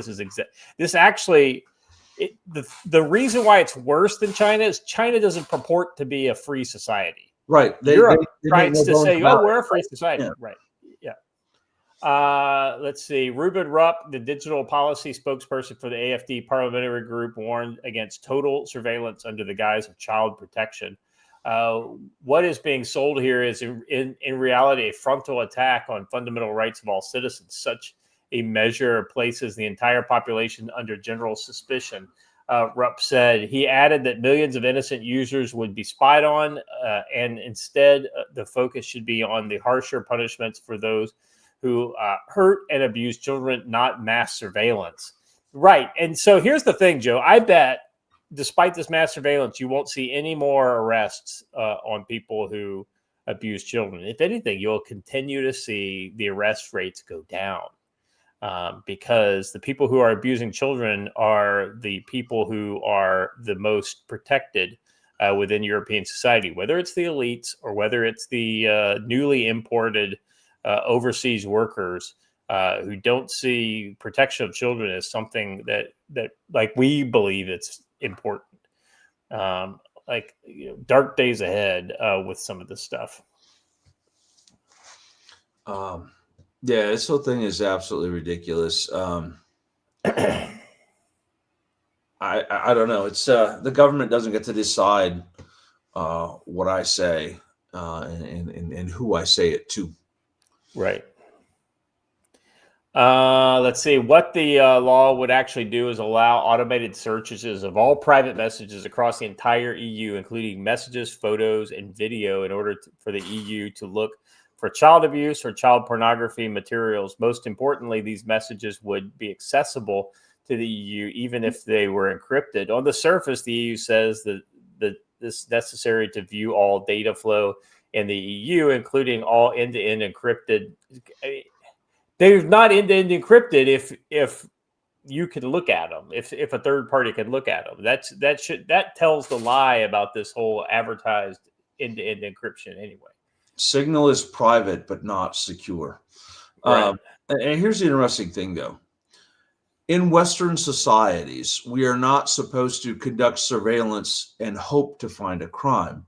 We conduct investigations after a crime has occurred to determine responsibility.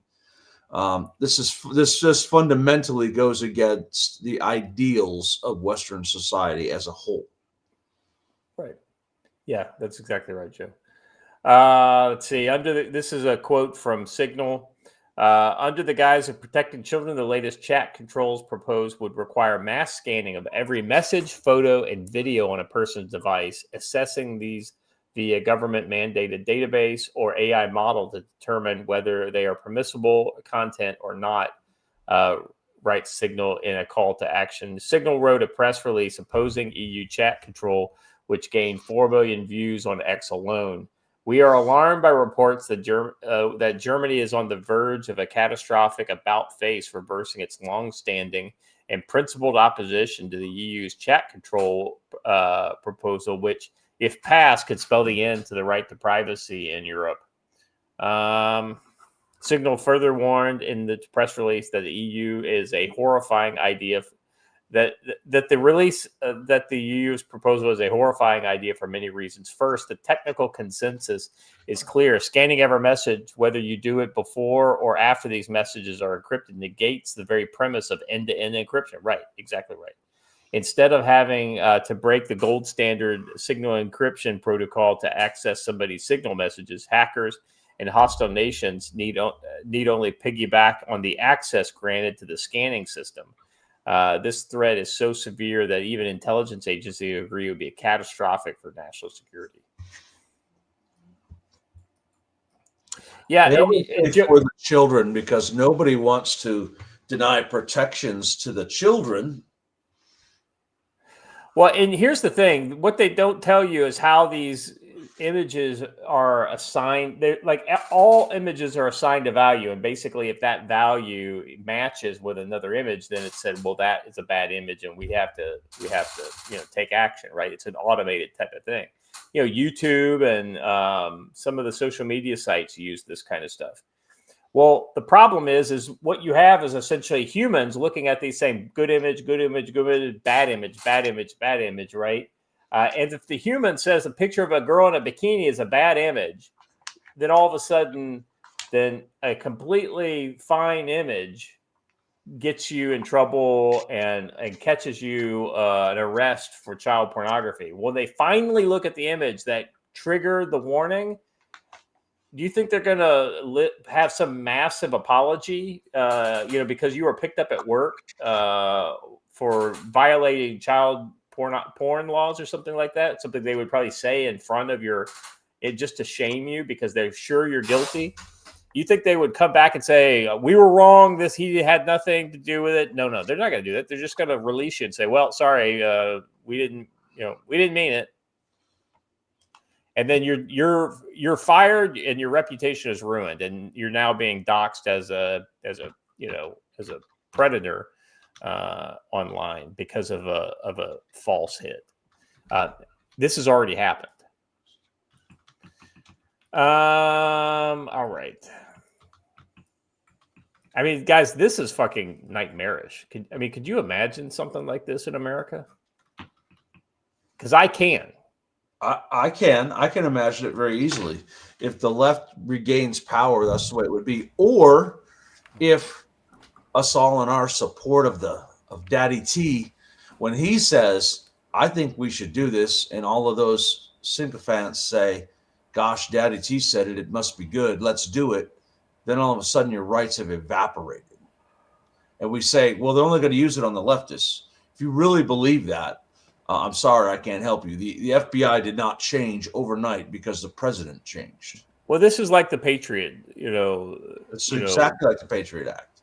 100%. The Patriot Act was wrong no matter who did it against who, because it basically violated your, your civil rights. If you want to know how they're going to be pitching that, this just came across my timeline. So apparently this happened in Seattle yesterday. I missed it. What's it say? Amazon HQ Seattle employees in a group calling themselves the Amazon Workers Intifada staged a protest on 10/7 shouting, "There's only one solution, Intifada revolution." They're going to tell you that they need it. They need to be able to look at the encrypted chats of people like this in order to break apart these groups that are obviously planning attacks here in the U.S., because they are obviously planning attacks here in the U.S. There's a fine line between free speech and sedition. And I will point out that openly advocating for the overthrow of the U.S. government, like they're doing, is a crime. Right. So here's the irony, right? Like, so how do you get access to somebody's private messages, right? Like, because let's be honest, the NSA already has access to them. All they have to do is decide they want to look at it. Is if you say something illegal, i.e., like what Joe just said, in a public forum, you have then just given yourself probable cause, and then they can do a warrant to kind of check your online presence. And then your Signal encrypted phone. Right. And then because you've already done this in public, they can assume you're doing it in private, right? And then you as an individual, because you've already kind of, they could then go through and do that. I mean, but that's something that the cops already do all the time. It's called a search warrant, right? You do something stupid, you give them probable cause, and they can search your car, right? I mean, this is not rocket science. It's not new, and there is some speech like, them saying, oh, I like Antifa, that's not illegal. But if you say that I think that we should, do X, Y, and Z to these people, or, whatever, that's what's called incitement or conspiracy or all kinds of there are types of speech in America that are not protected. These are basic, and if you do those types of speeches, you should be arrested for them. And by the way, once they get a hold of their Signal device, they're going to see everybody else and all the other things they said. So everyone do yourselves a favor. Signal has this really cool feature that allows you to auto-delete your messages off of everyone's device after a set period of time, like 3 hours. Do that. 90% of evidence gathered from Signal isn't from your phone. It's because they got Scott's phone and read my messages on Scott's phone. Set them to auto delete. Very simple. The only problem with that, it's hard to pass phone numbers and things like that on Signal. If Joe signals me in the middle of the night, when I wake up, I just get a notification that Joe signaled me, but that's it. Yeah, the message is gone, right? Yeah. The other great app to put on your phone, and I don't say this because I advocate for any sort of illegal activity, but if you look right there, oh, you can't. It's not really focusing right, but Wasted. Yeah. Wasted is a good app. All you have to do is open Wasted and type in your PIN, and it completely erases your phone and restores it to factory settings. Now, that doesn't mean the data is unrecoverable, but it does make it a lot harder. Right. They have to. Yeah, it's a lot more work to get that stuff. Yeah. All right. So, what I want to talk about next is, so it's not even like bad images and all that kind of stuff. It's words, right? Like what Joe was just talking about. So, and this is the kind of words. This is how the left approaches words, right? That's what this next article is about. Nope, that's not the next article. Less political playbook. Yeah, that one. How the left tries to advance its radical agenda by redefining words and standards. So while the First Amendment of the United States recognizes and protects God-given right to free speech, it has always been a reasonable popular consensus that there exists material not suitable for young, impressionable children that alternatively for adult consumption cannot be banned. The left is endeavoring to rend this consensus. Presently, the left equates the removal of age-inappropriate materials as sexualize children from schools as censorship. As readers of this is such a deflection and a projection from the fact that the left has been banning, eliminating, and re-editing all manner of media, usually by dead white European males. Though certainly not exclusively from curricula for being contrary to the dictates of diversity, equity, and inclusion. While one might expect leftists to recognize their own mendacity and hypocrisy, one would be sorely mistaken. For the left is both benighted and buoyed by their self-delusions, by their ideology. One has engaged in a long-running war on language. Believing that redefining the language will refashion reality. So, guys, where have we heard about redefining language in order to control? All of the time. Well, I know, but it's 1984. It's Newspeak, right? Yeah. Basically, they are literally doing rewritten. Every monument has been removed. There is no past and there is no future, only a never-ending present. Right. Y'all need to be at the point where you can quote that book. Yeah, seriously, because it's literally where you are right now. These weaponized, twisted terms and standards are designed to deceive both the general population and the left itself. In short, turning their black hats into white hats in the distorted funhouse mirror of their minds. In his 1965 essay, Repressive Tolerance, Herbert Marcuse brazenly proclaimed the left's plan to twist the language and concept of objective standards of free speech beyond all recognition. Bluntly, in the hands of Marcuse and his fellow leftists, day is night, as dark as light, and wrong is right. And tolerance is perverted into intolerance. Under the Constitution, tolerance is tantamount to live and let live regarding free speech. And one need not agree or even listen to another, but must tolerate the other's right to speak. The more free speech, the merrier, as it were, unless one is a leftist who, unable to convince the public of the rectitude of their cause because it's non-existent, believes that stifling other views will allow their genius to persuade the populace to support the radical agenda.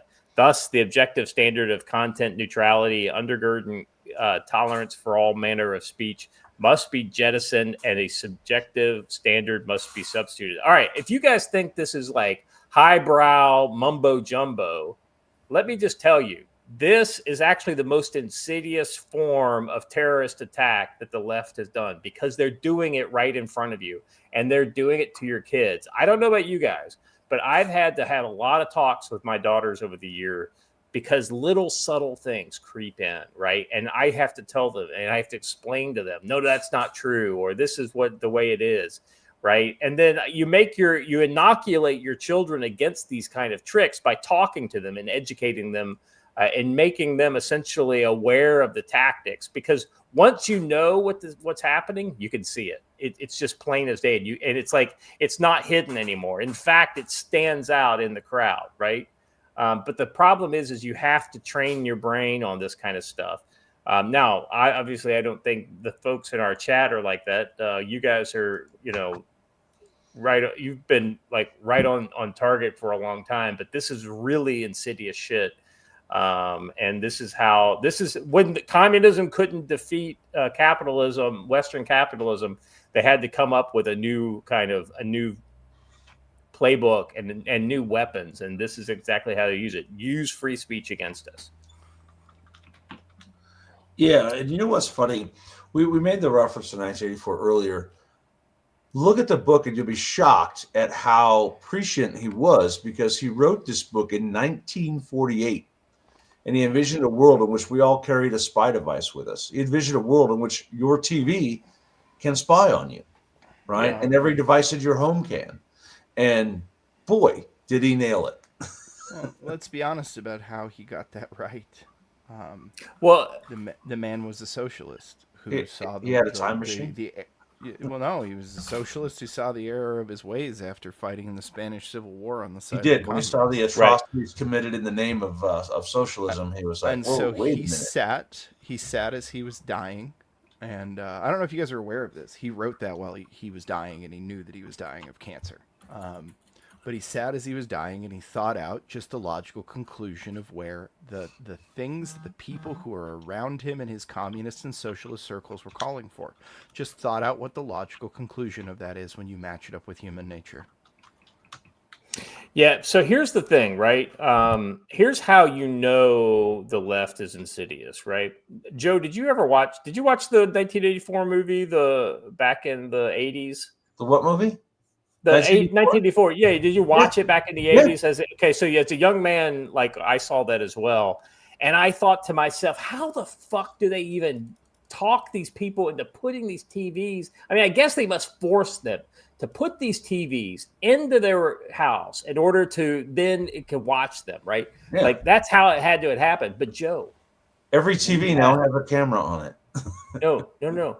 Every phone, it's even worse. Phones are worse than TVs, because when his character left the room, he could go to that. Remember the junk store? He could go upstairs to the room. There was no TV, right? And he could have private conversations with that lady.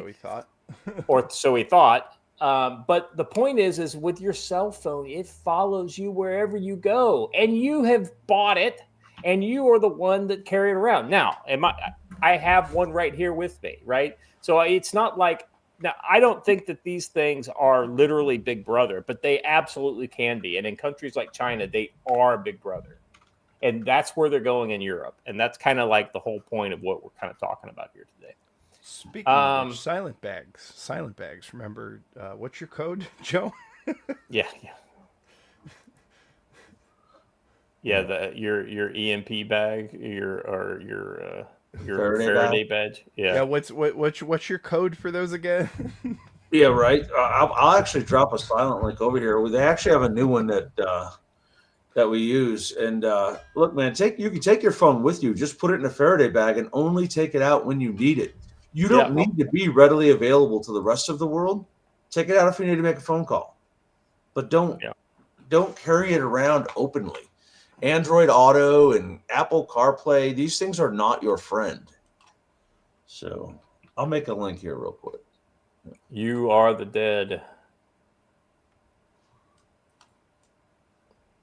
That's why I like my Calyx OS phone, because it won't let you use those apps that are not good for you.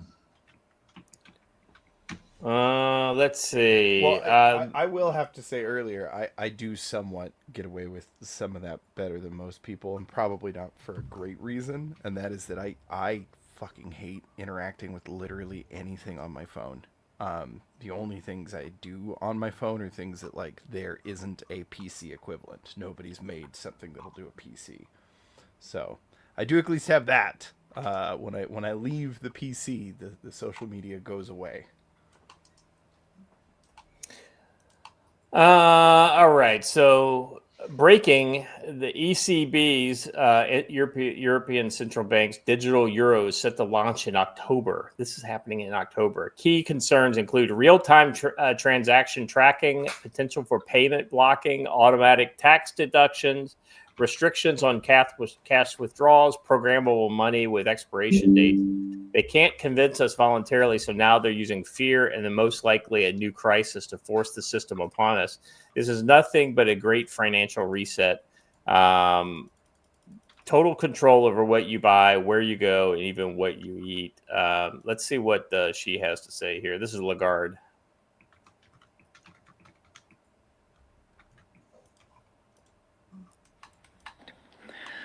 On your second point, I tend to share your views. Nature doesn't like vacuum. And we started working on the digital euro way back. Actually, when I started my term 5.5 years ago. And I'm not claiming, parentality on the digital euro because my colleague Benoît Cœuré had already committed a speech on this matter before I arrived. But I certainly carried on with that project, and subsequently Fabio Panetta on the board and then Piero Cipollone, who has replaced Fabio, have taken the lead together with a very, very good team which is focused on accelerating the pace and hopefully campaigning enough with all the stakeholders, meaning European Parliament, meaning European Council, meaning European Commission, so that we can eventually, not put to bed, but put to reality this digital euro.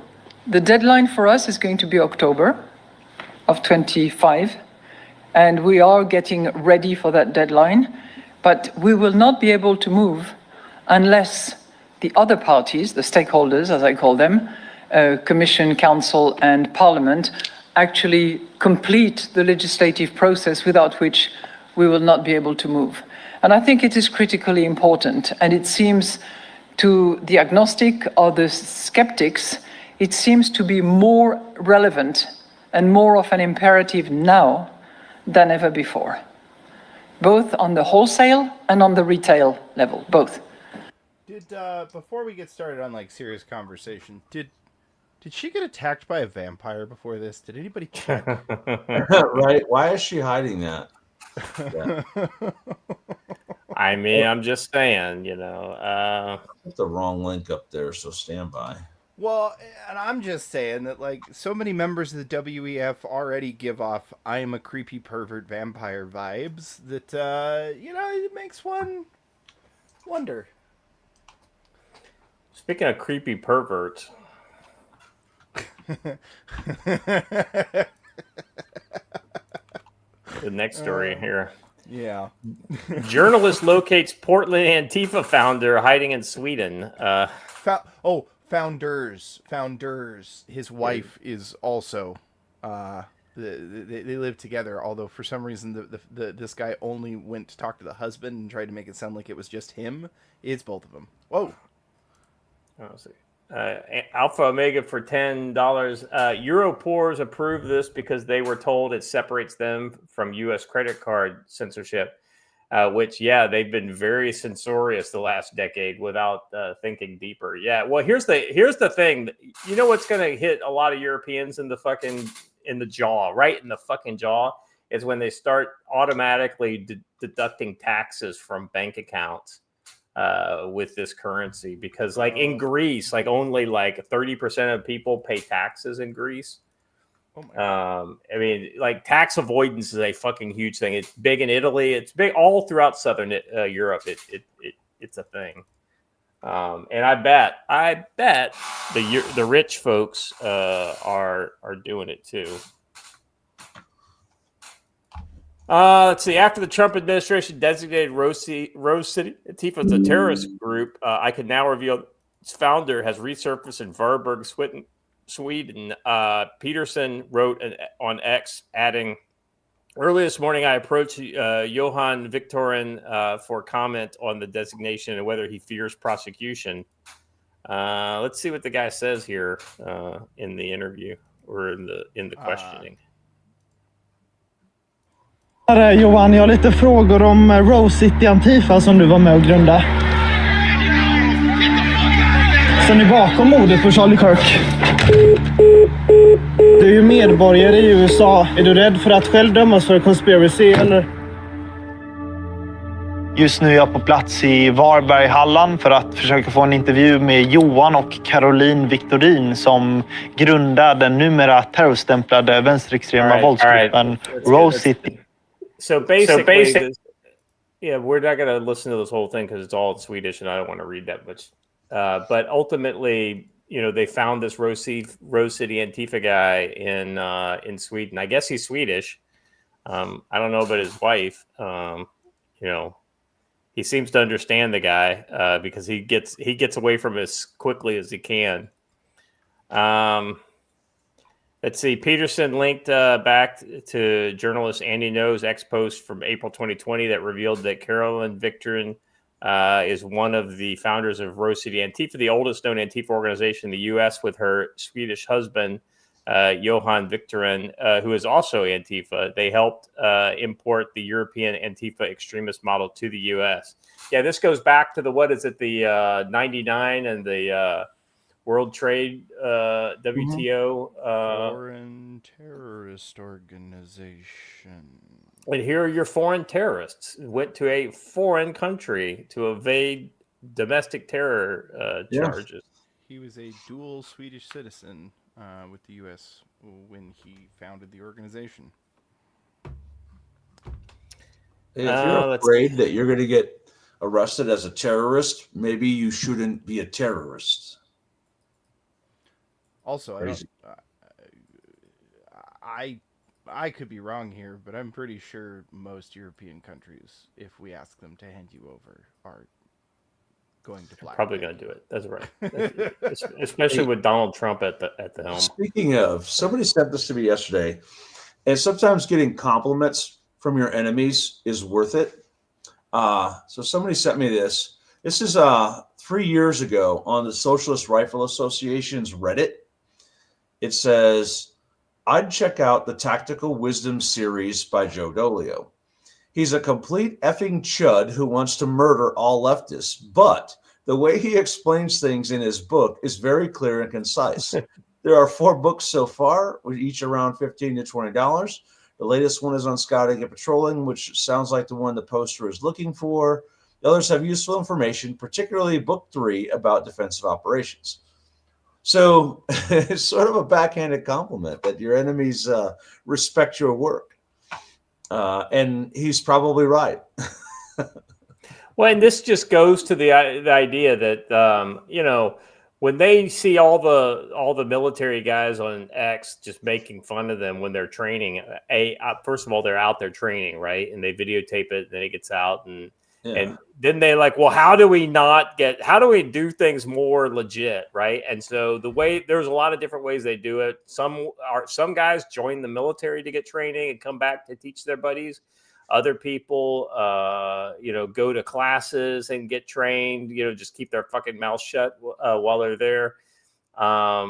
And then there's books, right? And there's a lot of great books out there, and Joe's is one of them. And like the guy said, it's written in an easy to understand way with, practical information for people who are doing community security operations. So, hey, listen, Alpha Omega.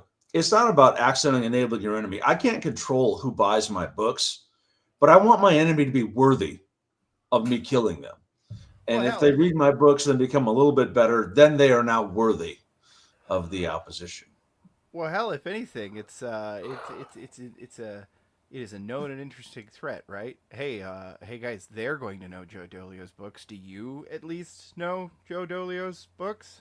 Because it's like if his enemies can take him seriously, why can't his friends? Alpha Omega, their side doesn't come to our classes. And I get what you're saying, but you want me to not sell my books anymore? Come on, dude. Knock it off. Also, Yeah, additionally, it's not like anything. Most of the stuff in Joe's books is stuff that Joe developed in secret in a secret training academy by himself. It's stuff that was. It's literally information that's available elsewhere. 100%. Yeah. I mean, guys, I'm sure there are people on the other side that watch programs like this and Sean Ryan and all the other kind of programs that get into the the war stories and the detailed analysis of what's going on in the world. So, I mean, just because most of them are morons doesn't mean all of them are. And so, yeah, if you're a leftist listening to this, we'll just And this is true. Don't. We had a couple folks come to class and they got bounced immediately because they cannot resist exposing themselves. What's the meme? I gotta find it. Hold on. I'll get there. And look, just because they get a book doesn't mean they actually apply anything that is in it. Yeah. Well, the thing is that when you fundamentally don't trust the author, it makes it hard to truly take in the information that they put out. And so a lot of these people are going to be skeptical and think that they've got better ideas than Joe does. Well, apparently the GIF engines all want to hide this GIF from me, but I was going to pull up the old Inglorious Bastards. I'll take 3 whiskeys meme. They have a tendency. All right. By the way, the easiest way for them to go to a class is to go by themselves, because then that way they can just kind of say all the things that they would never say around their comrades. I'm going to say something, and it's going to end up. Some people in the chat are going to know exactly what and who I'm talking about. But even then, they do things that expose themselves, like eat from a dog bowl or start speaking in a different language when others are around. We figure it out pretty quick. There were several of you who were present for that event. So. That sounds like a story worth hearing. All right, final post for the day just kind of shows you the absolute ass backwardness of what's going on in Europe. This is in England. 3 Epping protesters have been jailed, getting longer sentences than the migrant who sparked the disorder by assaulting a 14-year-old girl. The 3 men will each serve 2 years each. Illegal immigrant Hadush Kabatu got 12 months. RIP UK. I mean, this is absolutely ridiculous, right? Ah, man. I mean, I'm just fucking disgusted. The UK is done. Did gravity stop working in the UK? Yes. Has rope importation and production been Yes, made illegal? yes, it has been made illegal because all the immigrants have knives.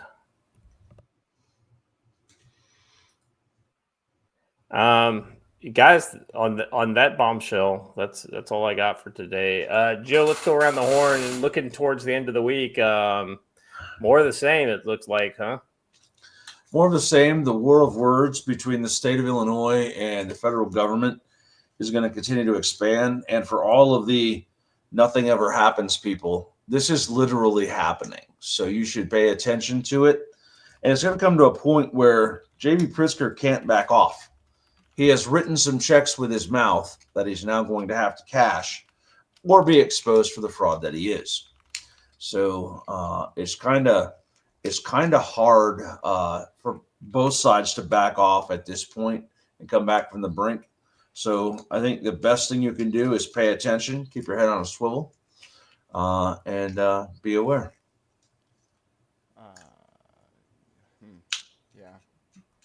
I guess for my turn, I will say that We can't hear you. Oh. Yeah. Did it again. Yeah, there you go.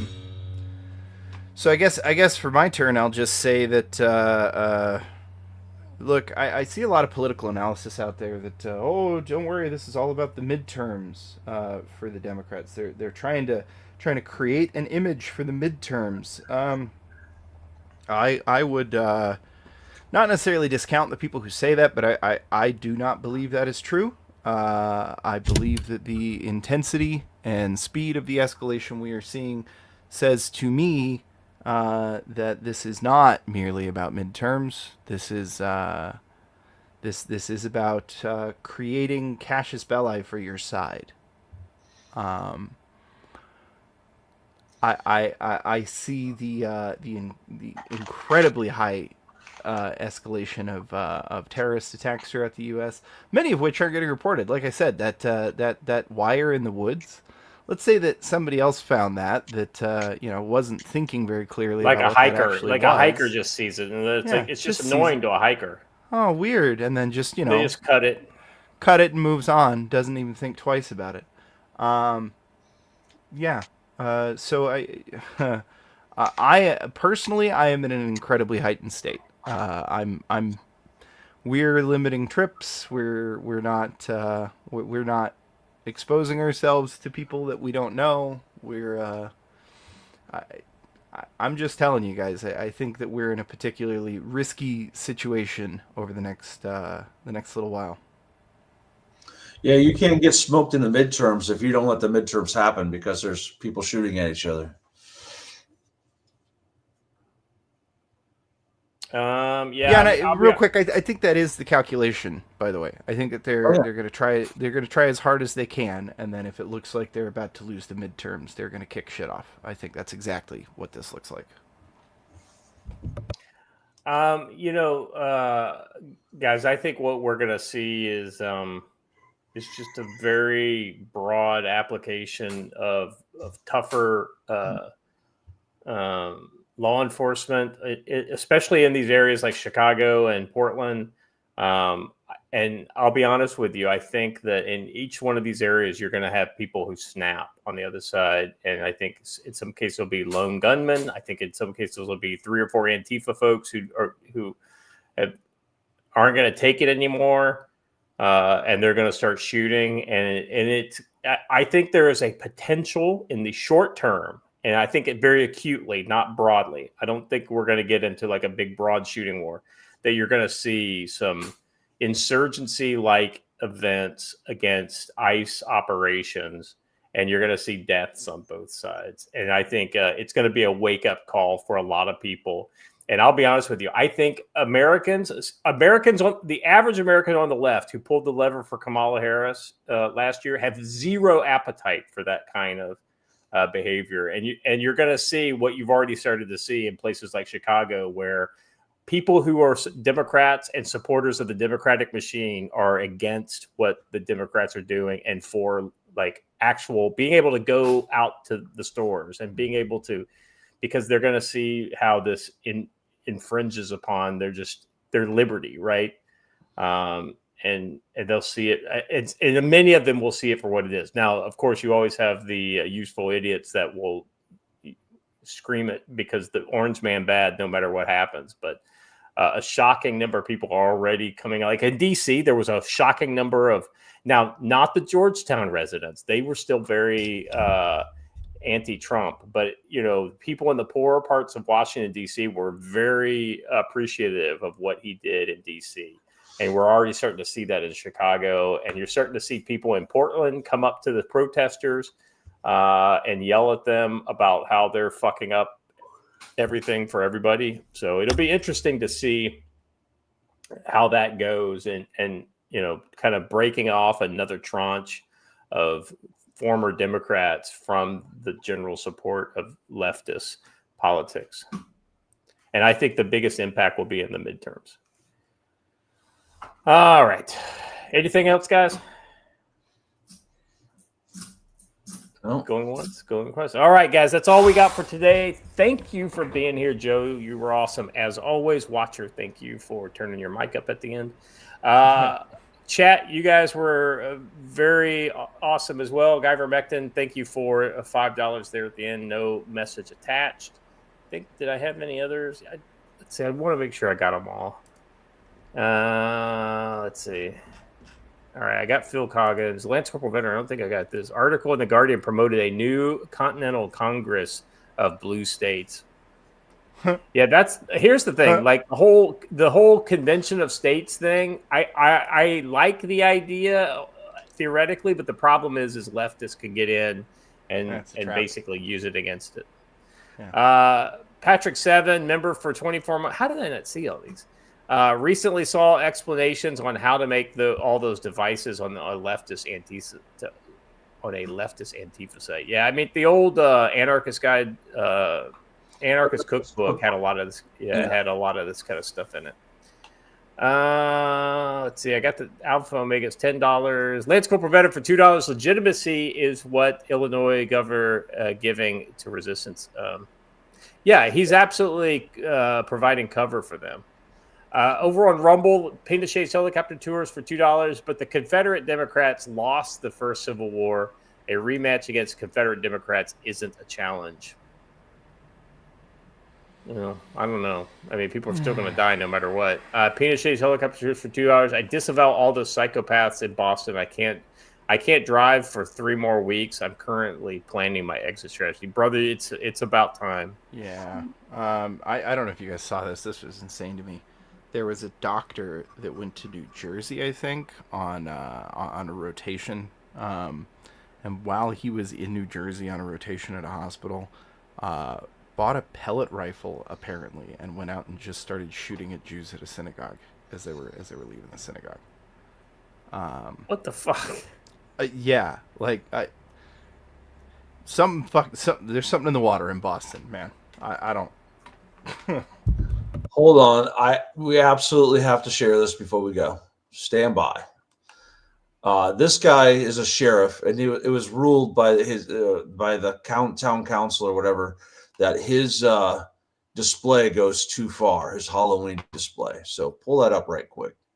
This is worth it. Okay, so what do we got here? It's the sheriff's house. You have a couple guys in sombreros hopping over the fence with ICE agents chasing them.